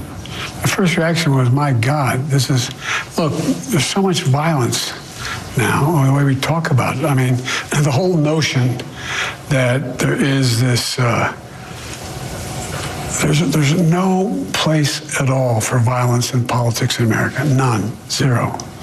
And we've reached a point where it's become too commonplace, not assassinations, but to talk about it. For example, the January 6th, the attack on the Capitol. Lester, I got in this race early on in 2020 for the 2020 race. I wasn't going to run again because I lost my son. He's doing this one again. And until I watched what happened in Charlottesville, Virginia. Those folks coming out of the woods with torches, carrying swastikas, singing the same Nazi bile, was accompanied by this Ku Klux Klan, and a young woman was killed. And I was a bystander. And the then president was asked, what do you think? He said, they're very fine people on both sides. Not fine people on both sides. So President Biden is asked for his initial reaction, and he says, my God, violence isn't allowed, like J6, like Charlottesville. Okay. J6, the only person that died was a conservative by the name of Ashley Babbitt. She was unarmed. She was a veteran. Charlottesville, you're rehashing that hoax that even Snopes, the neckbeards over at Snopes, have debunked. Is that the route is that the route he's going down? Does he know that these hoaxes have been debunked? Does he understand that? I think his initial reaction was more like, my God, we've lost the presidential race. My God, I can't use threat to democracy anymore. My God, J6 pales in comparison to what just happened. That was probably a more honest reaction, but no, he goes back to the old tried and true hoaxes. And Lester Holt asked him, what are you going to do to tone down the rhetoric? What can you and what will you do, at least things you can control, to lower down the temperature, the rhetoric out there? Do you think Biden accepts responsibility? Continue to talk about the things that matter to the American public. It matters whether or not you accept the outcome of elections. It matters whether or not you, for example, talk about how you're going to deal with the border instead of talking about people as being vermin and all. I mean, those things matter. That's the kind of language that is inflammatory. Oh, it's, again, this is the new Democrat pivot. The rhetoric does need to be toned down, but it's only Trump's rhetoric that needs to be toned down. And what can you do to tone down the rhetoric? Well, Biden says you have to accept election results. Okay. I mean, this is the best that he can do. And Lester Holt gives him an opportunity to own up to what he said, because, I mean, we all know what he said. We understand where Joe Biden is on the rhetoric. Joe Biden has been pushing the rhetoric for a long time. You remember the big, red, scary Joe Biden Hitler-style speech when he had his fists raised in the air and it was all dark and red behind him? Too much of what's happening in our country today is not normal. Donald Trump and the MAGA Republicans represent an extremism that threatens the very foundations of our republic. Oh, Donald Trump and these MAGA extremists threaten the foundation of our republic. That's Joe Biden's rhetoric. But Biden is asked by Lester Holt if he's looked at what he's said or done that could incite people. But Lester Holt says, have you taken a look at what you've done? Have you taken a step back and done a little soul searching on things that you may have said that could incite people who are not balanced? Well, I don't think, look, how do you talk about the threat to democracy, which is real, when a president says things like he says? Do you just not say anything because it may incite somebody? So he says, no, I essentially haven't done any soul searching. I haven't looked back at what I've said. I'm just, Trump's a threat to democracy. Look, I'm not engaged in that rhetoric. Oh, Joe Biden is not engaged in that rhetoric. Hey, Joe. Is this you? Our democracy against all enemies, foreign and, yes, domestic. Oh. Is that you, Joe? Was Joe the one that threatened to bring Trump behind a shed and punch him in the mouth? Is that you, Joe? It must have been somebody else. I mean, as he clearly says here, he doesn't engage in that kind of rhetoric. Look, I'm not engaged in that rhetoric. Now, my opponent is engaged in that rhetoric. He talks about to be a bloodbath if he loses. Another hoax. He was talking about the auto industry. Talking about how he's going to forgive all the, suspend the sentences of all those who were arrested and sentenced to go to jail because of what happened to the Capitol. He said he would take a look at all the sentences. Like the 70-year-old grandmothers who are walked in to pray. Yeah, I think it would be worth it to take a look at those sentences.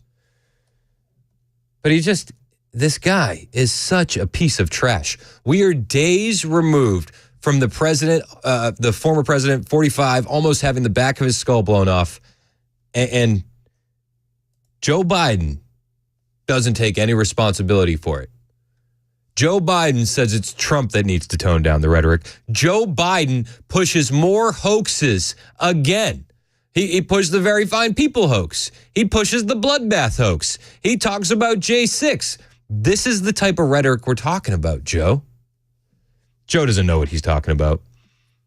Joe doesn't know.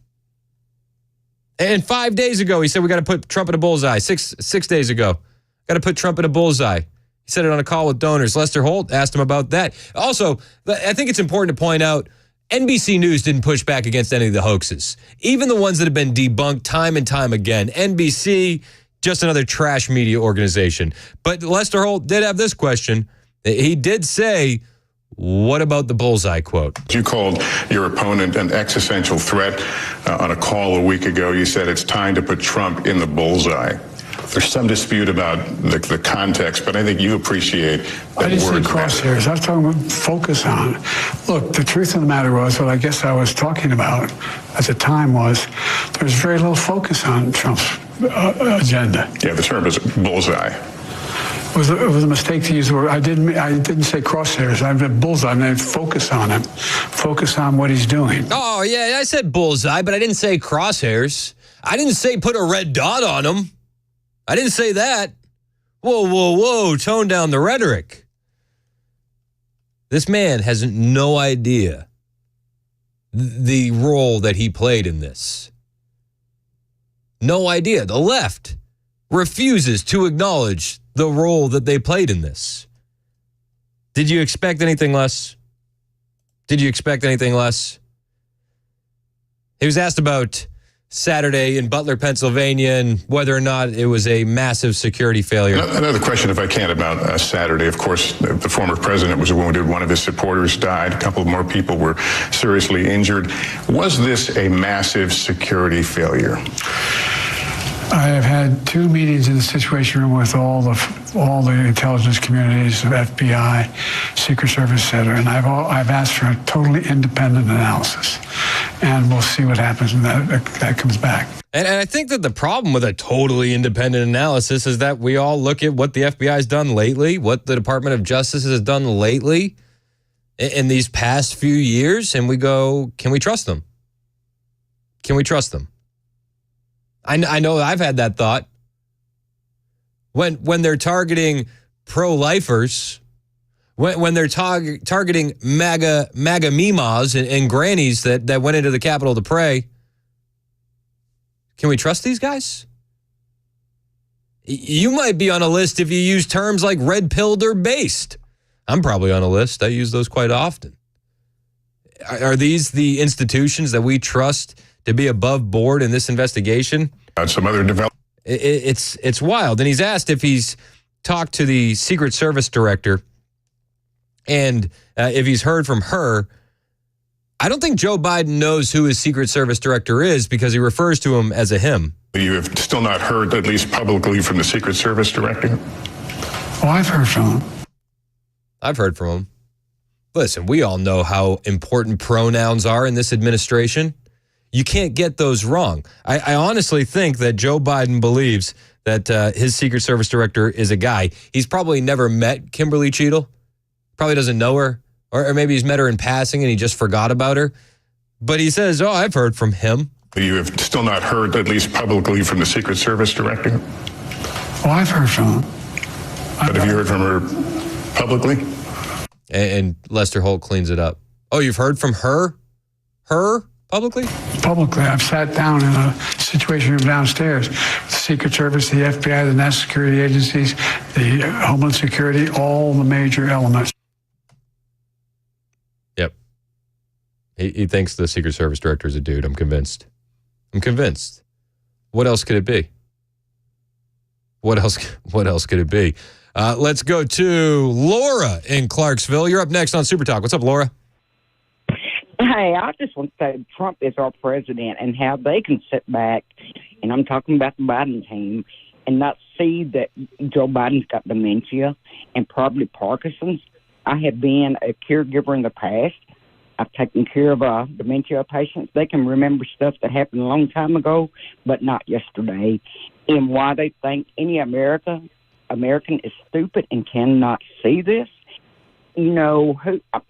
I would not vote for him for any reason, but knowing that he's sick and hit, like that other lady in Nashville said, they're pushing him to run. That's not love.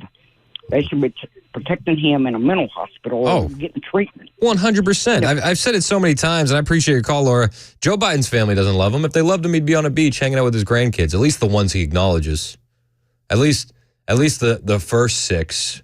Maybe not the last one from Hunter, but the other ones, he'd be on a beach somewhere, hanging out if his family loved him. I want to point out, though, how weak Joe Biden is currently. In the aftermath of everything, of Donald Trump being almost assassinated, Donald Trump has become so powerful that he's now even dictating policy for Joe Biden. Yesterday, on Truth Social, Trump said it's time for RFK to get Secret Service protection. He said, given the history of his family, the request, it's time that he gets Secret Service protection. And it was hours later that Mayorkas announced this. In light of this weekend's events, the president has directed me to work with the Secret Service to provide protection to Robert Kennedy Jr. Trump's power level is at heights we've never seen before. He put a post on Truth Social, and the Biden team had to react. They had to react. Trump is now able to dictate Joe Biden's policy. Is that not incredible in the aftermath of what we've seen? I found it absolutely incredible That's the power level Trump has right now. They've essentially resigned themselves to the fact that Joe Biden is the candidate, and when it comes to Secret Service protection for RFK, Trump said he needs it. The Biden administration said, okay. Wild to watch. It's 11:21 on Super Talk 99.7 WTN.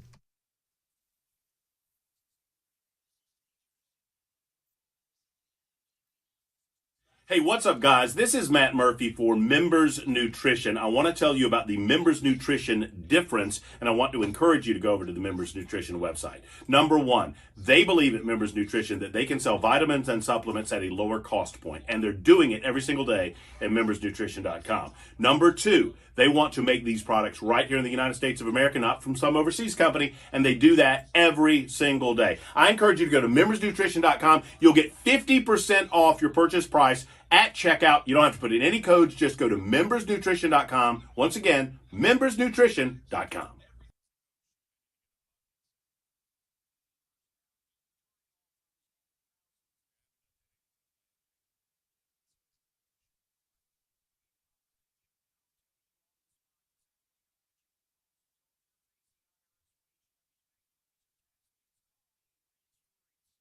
Hey, it's Dan Mandis, and I am so glad that California Closets has fixed my closet catastrophe. After exact measuring and planning, they came over and got to work.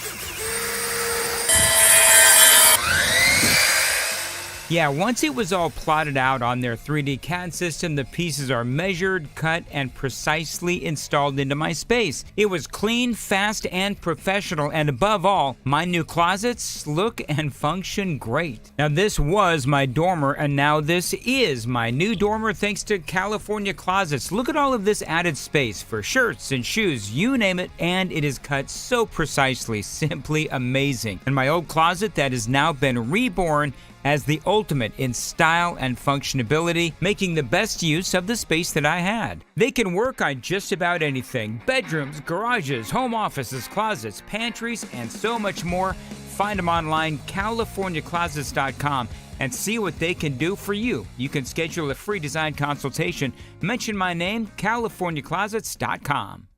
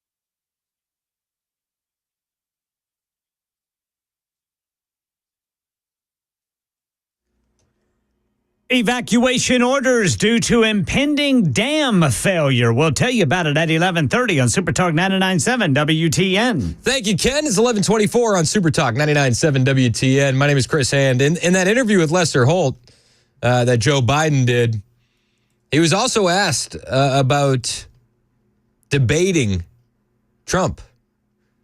And he's asked about the previous debate. And Biden actually kind of got mad. Lester Holt said, have you watched that debate yet? Because, in the last interview with George Stephanopoulos, the answer was, I don't think I have. I don't know. In your last TV interview, you were asked if you had watched the debate. Your answer was, I don't think so, no. Have you since seen it? I've seen pieces of it. I've not watched the whole debate. And the reason I ask, because I guess the question is, are you all on the same page? Are you seeing what they saw, which was moments of, frankly, that appeared to be, you appeared to be confused? Lester, look, why don't you guys ever talk about the 28 lies he told? Where are you on this? Why didn't the press ever talk about that? 28 times It's confirmed he lied in that debate. Well, I'll just be perfectly honest, sir. They were busy. The media was busy fact checking you and your lies. That's what they were busy doing, and I think they were busy panicking over the open mouth 1,000-yard stare that you had throughout the majority of the debate. I had a bad night. Understatement. I wasn't feeling well at all. Oh, it was COVID. And I had been, without it making it, I screwed up. He was trying to say, I'm not going to make any excuses. I was traveling. I had a cold. You don't cover Trump's lies. But I just asked a question because the idea that you may or may not have seen what some of these other folks have seen, you're not on the same... I'd have to see I was there. I'd have to see it. I was there. And by the way, seriously, you won't answer the question, but why didn't the press talk about all the lies he told? There weren't really any, actually, and they were fact checking you. They were actually. I mean, do you remember the debate? Like minutes after it closed, the Chiron, the little text bubble on the bottom of CNN said, Democrat sources working to replace Democrat operatives working to replace Joe Biden as the nominee. They had bigger fish to fry than Trump, Mr. President. Much bigger fish to fry. I didn't know anything about that. We have reported many of the issues that came up during that debate. No, you haven't. We'll provide you with them. God love you. Okay. No, you haven't. We'll provide you that. It's like, how can Joe Biden, all things aside, look at how the media has covered Trump the past 5 years. Look at how the media has covered Joe the past 5 years. And he's going to go into any interview at all, and act like there wasn't fair coverage against Trump doing something wrong. There's ample coverage of them crapping on Trump on any given network, any given day. In fact, even when Trump was shot in the face, CNN crapped on him. The New York Times crapped on him. The Wall Street Journal, everyone. It was popping noises. They're not in danger. I wish he wouldn't have said fight, fight, fight. We got to tone down this rhetoric. Every one of these Mockingbird media networks were crapping on him. Joe Biden's a mess. And then he's asked, are you in for another debate? Mr. Trump has said he's giving you a chance to redeem yourself. Basically, the idea of engaging in another debate. We're going to have another debate. Yeah, you're going to have one in September that's on the books. Would you be open to doing one in the next few weeks? I'm going to debate him when we agree to debate, and I'm going to debate him in September. Would you be open to one in the next few weeks? Well, I'll debate him when we agree on debating, and we'll do that in September. So just, that's a no, sir. It's just a no. I don't think Trump needs to debate Joe Biden again. I don't think that there is any reason he needs to. And he comes out, and I've said it a couple times. Maybe you listen to the show every day. You've heard me say it. Maybe you're tired of hearing me say it. But I think Trump needs to say, listen, Americans remember what happened at the debate. I remember what happened at the debate. Joe might not. But I don't think it's good for America to show our president in that light again. So with that being said, I'm going to respectfully decline the invitation to debate. And if you have any questions about who's your candidate, I would advise you to go watch the last debate. But if the opportunity came up to do one between now and then, is there a sense of wanting to get back on the horse? I'm on the horse. Where have you been? I'm on the horse. Where have you been? I feel like that could be a hotkey, but I don't know where we would use it. He's a dog-faced pony soldier. I'm on the horse. Where have you been? I've done 22 major events, met thousands of people, overwhelming crowds. Overwhelming crowds? In high school gymnasiums. Half full. It overwhelmed half of the gymnasium. A lot happening. I'm on the horse. What I'm doing is going out and demonstrating to the American people that I have command of all my faculties.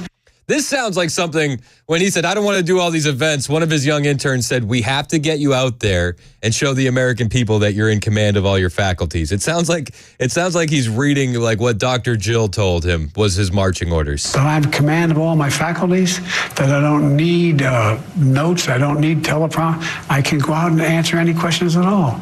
And I stood there when NATO was in town. I stood there for an hour and answered questions.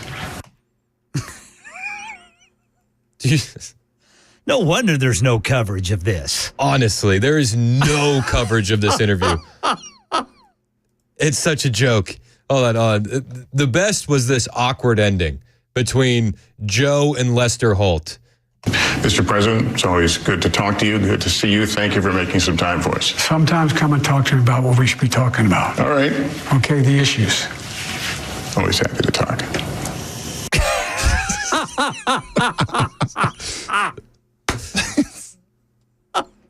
Lester Holt must have walked out of there and been like, I'm voting for Trump. I have decided I'm voting for Trump. It's 11:31 on Super Talk 99.7 WTN.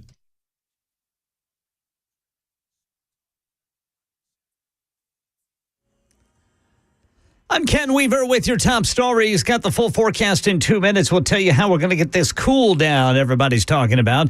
Meanwhile, a life-threatening situation in parts of Illinois, about 60 miles east of St. Louis, Missouri. People in parts of Nashville, Illinois, have been told to evacuate their homes due to a dam failure in the area under heavy rain. More questions than answers today as to what led gunman Thomas Crooks to carry out the attempted assassination of former President Trump. An extensive investigation continues. Before the rally, new Department of Homeland Security and FBI bulletin said Crooks bought 50 rounds of ammunition from a gun shop near his home. And President Biden's re-election campaign is in full swing today in Las Vegas for the NAACP convention. After taking a break this weekend in the wake of what happened to Trump, Democrats could also restart their discussions on the viability of the Biden campaign and whether he can win against Trump. That's the latest news. Weather is next. I'm Ken Weaver, WTN News. Hey, what's up, guys? This is Matt Murphy for Members Nutrition. I want to tell you about the Members Nutrition difference, and I want to encourage you to go over to the Members Nutrition website. Number one, they believe at Members Nutrition that they can sell vitamins and supplements at a lower cost point, and they're doing it every single day at membersnutrition.com. Number two, they want to make these products right here in the United States of America, not from some overseas company, and they do that every single day. I encourage you to go to membersnutrition.com. You'll get 50% off your purchase price at checkout. You don't have to put in any codes. Just go to membersnutrition.com. Once again, membersnutrition.com.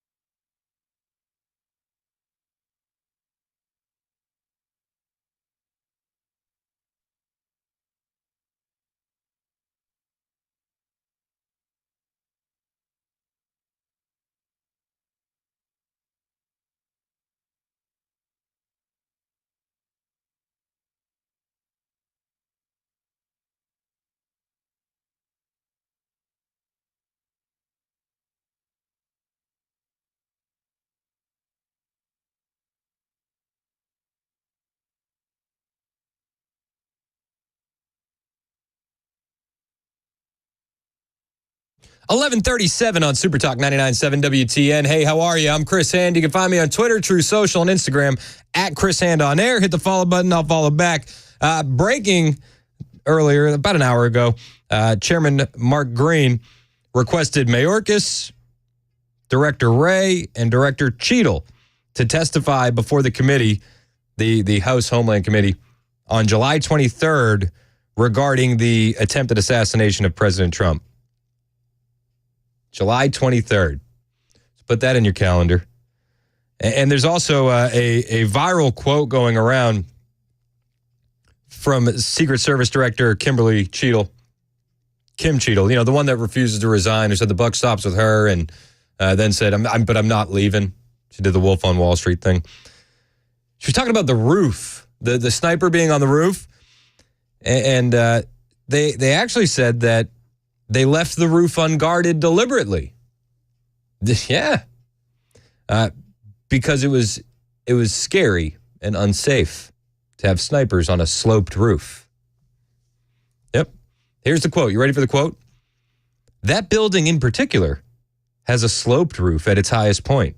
And so, there's a safety factor that would be considered there, that we wouldn't want to put somebody up on a sloped roof. That's the best excuse we're going to get, right? And that's exactly what it is, an excuse. 100%. And this is the woman who just told us the buck stops with her. The buck stops with her. Unbelievable. Unbelievable. But here we are. And actually, it's pretty believable. Like, that roof is, roofs are on the top. It's pretty high. Somebody could fall. So let's not do that. What a joke. What an absolute joke. Speaking of jokes, Joe Biden has been doing a bunch of interviews. He didn't just do the one with Lester Holt that nobody watched. He also did one with Complex Magazine that nobody watched. I watched it for you. It was about a 20-minute interview the day after the assassination attempt on President Trump. So this is, just to put it into context, this is Sunday, the day after the assassination attempt. And Joe Biden, during this interview with, it's a podcast for Complex Magazine. Complex Magazine, that's like a hip-hop magazine. They have a lot of followers on YouTube, like 6.5 million. Good, big YouTube audience. So it makes sense that you would do an interview with them. I'm not knocking that. I'm knocking the rhetoric that Joe Biden espoused during this interview. This is the day after an assassination attempt on Trump. And Joe Biden, in this interview, calls Trump a real danger to the country. This is what he says. Trump is a real danger to the country. Donald Trump, I think, is, I said from the beginning when I ran in 2020, that he's a real danger to the country, to our democracy. Isn't that the rhetoric that the left is telling us we need to tone down? Is it not? And this is also the same rhetoric that they say only Donald Trump dabbles in. That Trump does the rhetoric. Joe doesn't do this kind of rhetoric. Yet here he is the day after the assassination attempt. Trump is a real danger to the country. Trump is a real danger to the country. And then he did Biden things in this interview as well. He said Barack Obama picked him to be VP in 2020. But I didn't plan on running because in 2020, when Barack asked me to be vice president, I joined him, which was a great honor. But after that, I became a professor at the University of Pennsylvania. Mm-hmm. He doesn't remember anything. He doesn't remember anything. The interviewer seems like a smart guy. Didn't push back at all. Didn't push back one tiny bit on anything. He did ask some good questions, though. He brought up the fact that inflation has been a huge issue in America under this Joe Biden presidency, the regime of Biden-Harris. And he brings it up to him, and it says, if you're elected, are my shoes and food going to cost more? One of the biggest criticisms of your presidency has been inflation. Ironically enough, the shoes that I'm wearing right now are called the Air Force One. They used to be $90. Now they're $115. A dozen eggs cost $4 now. Who's to say that if you were reelected, these pair of shoes right here wouldn't cost $130 or a dozen eggs wouldn't cost $8? Every major economist in the world.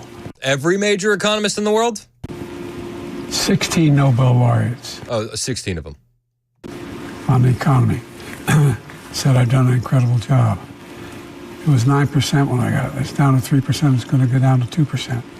We have the strongest economy in the world. So he just, again, Joe Biden goes back to the well and repeats old lies over and over. Inflation was 9% when I got in. It was not. It wasn't.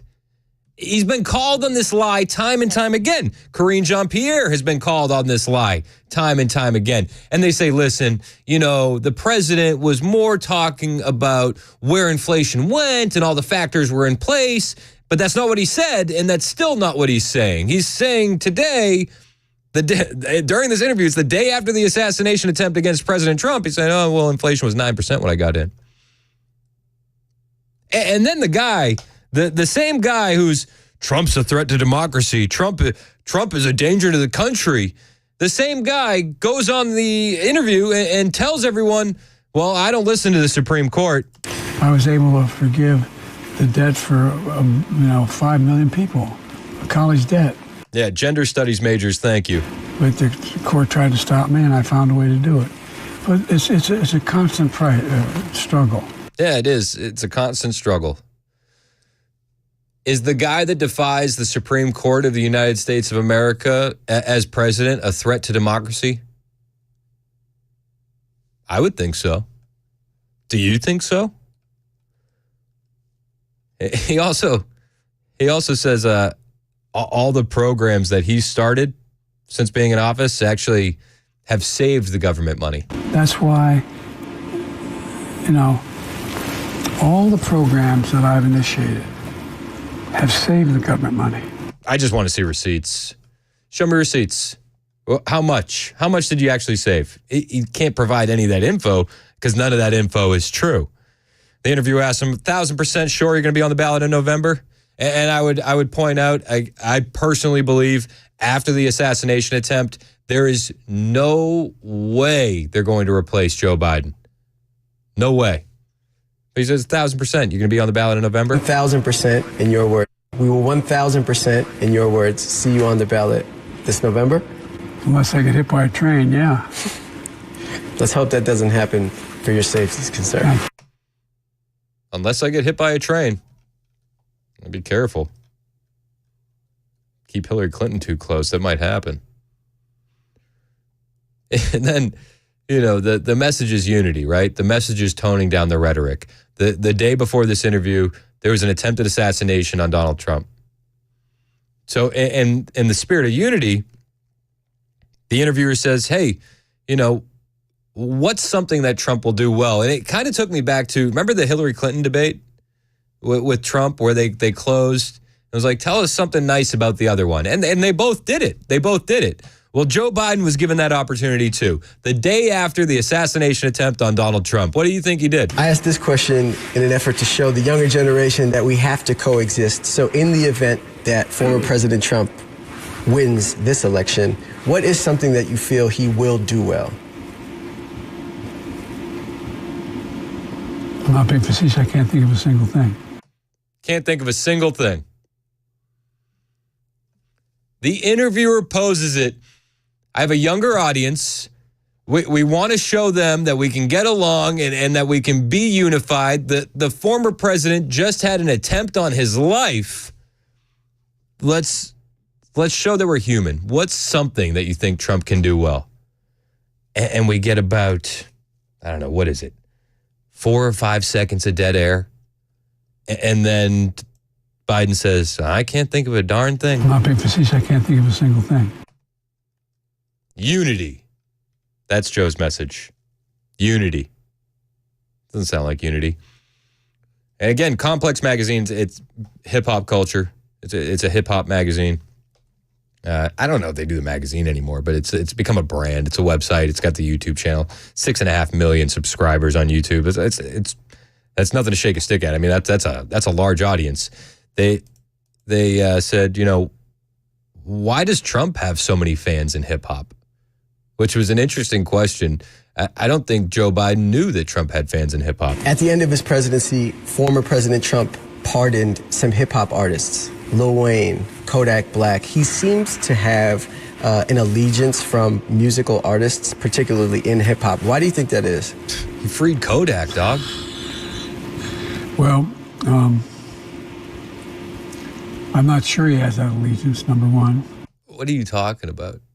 I'm not sure he has that allegiance. Okay. Pre-2016, Donald Trump was mentioned in just about mentioned by every rapper in history on at least one song. Right? Post-2016, it got a little dicey there for a minute.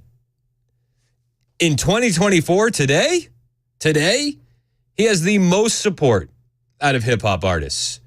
Bar none. Bar none. He gets shot. 50 Cent has a concert in Boston that it was either that night or the next evening. And behind him, this is in deep blue Boston too, mind you. Behind him, they've photoshopped 50 Cent's famous Get Rich or Die Trying album cover. They've photoshopped Trump's head over 50 Cent's head.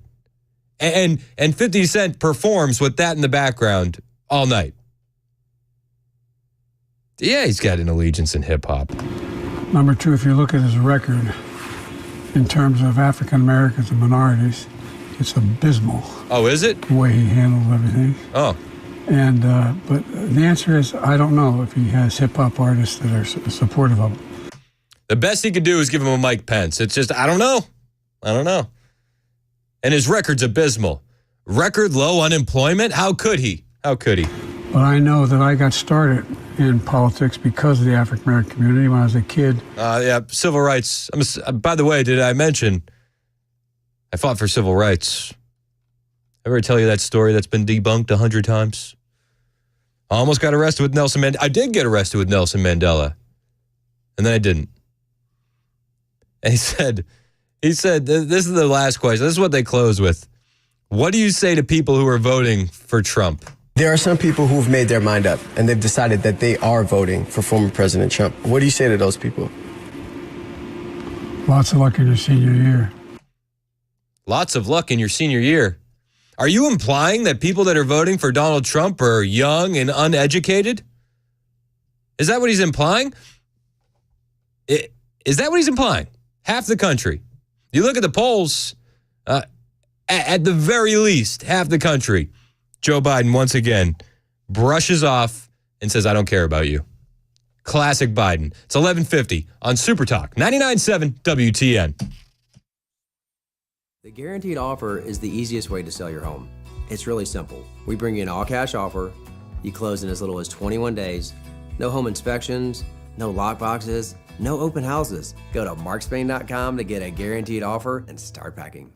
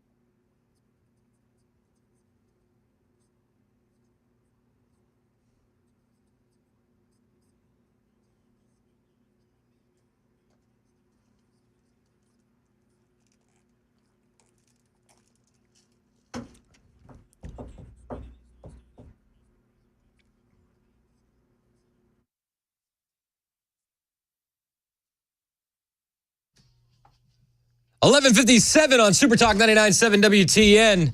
So Senator Bob Menendez in his corruption trial, are you seeing that? The verdict is being read in the bribery trial, and it says guilty. Guilty on count 1, guilty on count 2. This means the New Jersey senior senator Robert Menendez, seeking re-election, has been convicted of conspiracy to commit bribery and conspiracy to commit honest services wire fraud, along with 2 New Jersey businessmen. Yeah, Bob Menendez is guilty. We keep winning. I already knew that. But it's good that a jury decided that, too. Hello. What's up? Where have you been? Sorry I'm late. You like popping in? Look, I'm cruising in, cruising out. Take care of my business. If Murphy did the pop-in. Just jump in wherever he wants to. Feel naked. Feel weird. I mean, this is my time, right?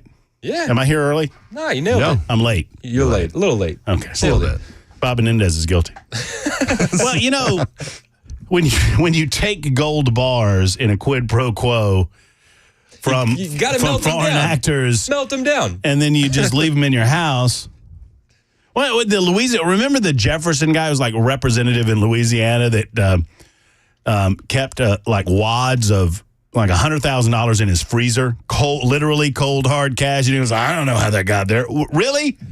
Yeah, Bob doesn't know how that got. He came with the house. How about he threw his wife under the bus? Hey, his excuse wasn't me. You need to talk to her. Democrats, am I right? Don't stand up for your woman. No, throw her butt under the bus. Right? What's going on with you? How you feeling? I don't know. I feel like a boss, man. You watched Trump march on in there in the RNC last night. Come on. How great was that? It's incredible. I got friends that are there, and they said the vibes were unreal. They couldn't believe it. Did you feel like Trump, I don't want to put too much on it because we haven't heard a lot from him, but I got a different vibe out of the guy last night. It was like, I felt like he almost seemed a little bit more humble. Like he was really taking it all in. Right. And he really has this vibe of, I shouldn't be here. Right. He's on extra time. Right. I mean, and said as much. I think it was the Examiner. It was one of the online media outlets that had an interview with him where he said, you know, obviously I shouldn't be here. This is not a conversation that should be happening. I love the JD Vance pick. I mean, everything about yesterday was incredible. I especially love, Chris, and I'm sure I haven't had a chance to listen to a lot of your show. I'm certain it was fantastic. A plus, as always. I am certain golden show. I am certain that you guys have been talking about how respectfully the Democrats have been toning down the rhetoric in the 72 hours since the president's life was almost taken. 2 interviews Joe does. 2 interviews. One of them was a day after the assassination attempt, and he said Donald Trump's a danger to this country. Is that toning down the rhetoric to you? Come on, Chris. The thing that scares me is that if you believe the official narrative around it, a lone actor, 20 years old, could get around the Secret Service, the FBI, and local authorities. They were apparently in the building that he was crawling on. While he's traipsing around on the roof. They had him with a range detector out there. They had him in their sights. They took pictures of him. And he was able to get around all that security. What scares me the most is that somebody with a little bit of training might go, I could do better. It's a very frightening scenario. This woman, Kimberly Cheadle, needs to resign immediately or be fired immediately. And they're not taking this seriously if they allow her to continue on. Yeah, I heard her. All right, we're going to play it. It's a slow. No. Oh, it's a little slow. We don't like to put our guys in danger. What? The other guys are on the slope. What are you doing? Cheeto lady. 12:01 on Super Talk.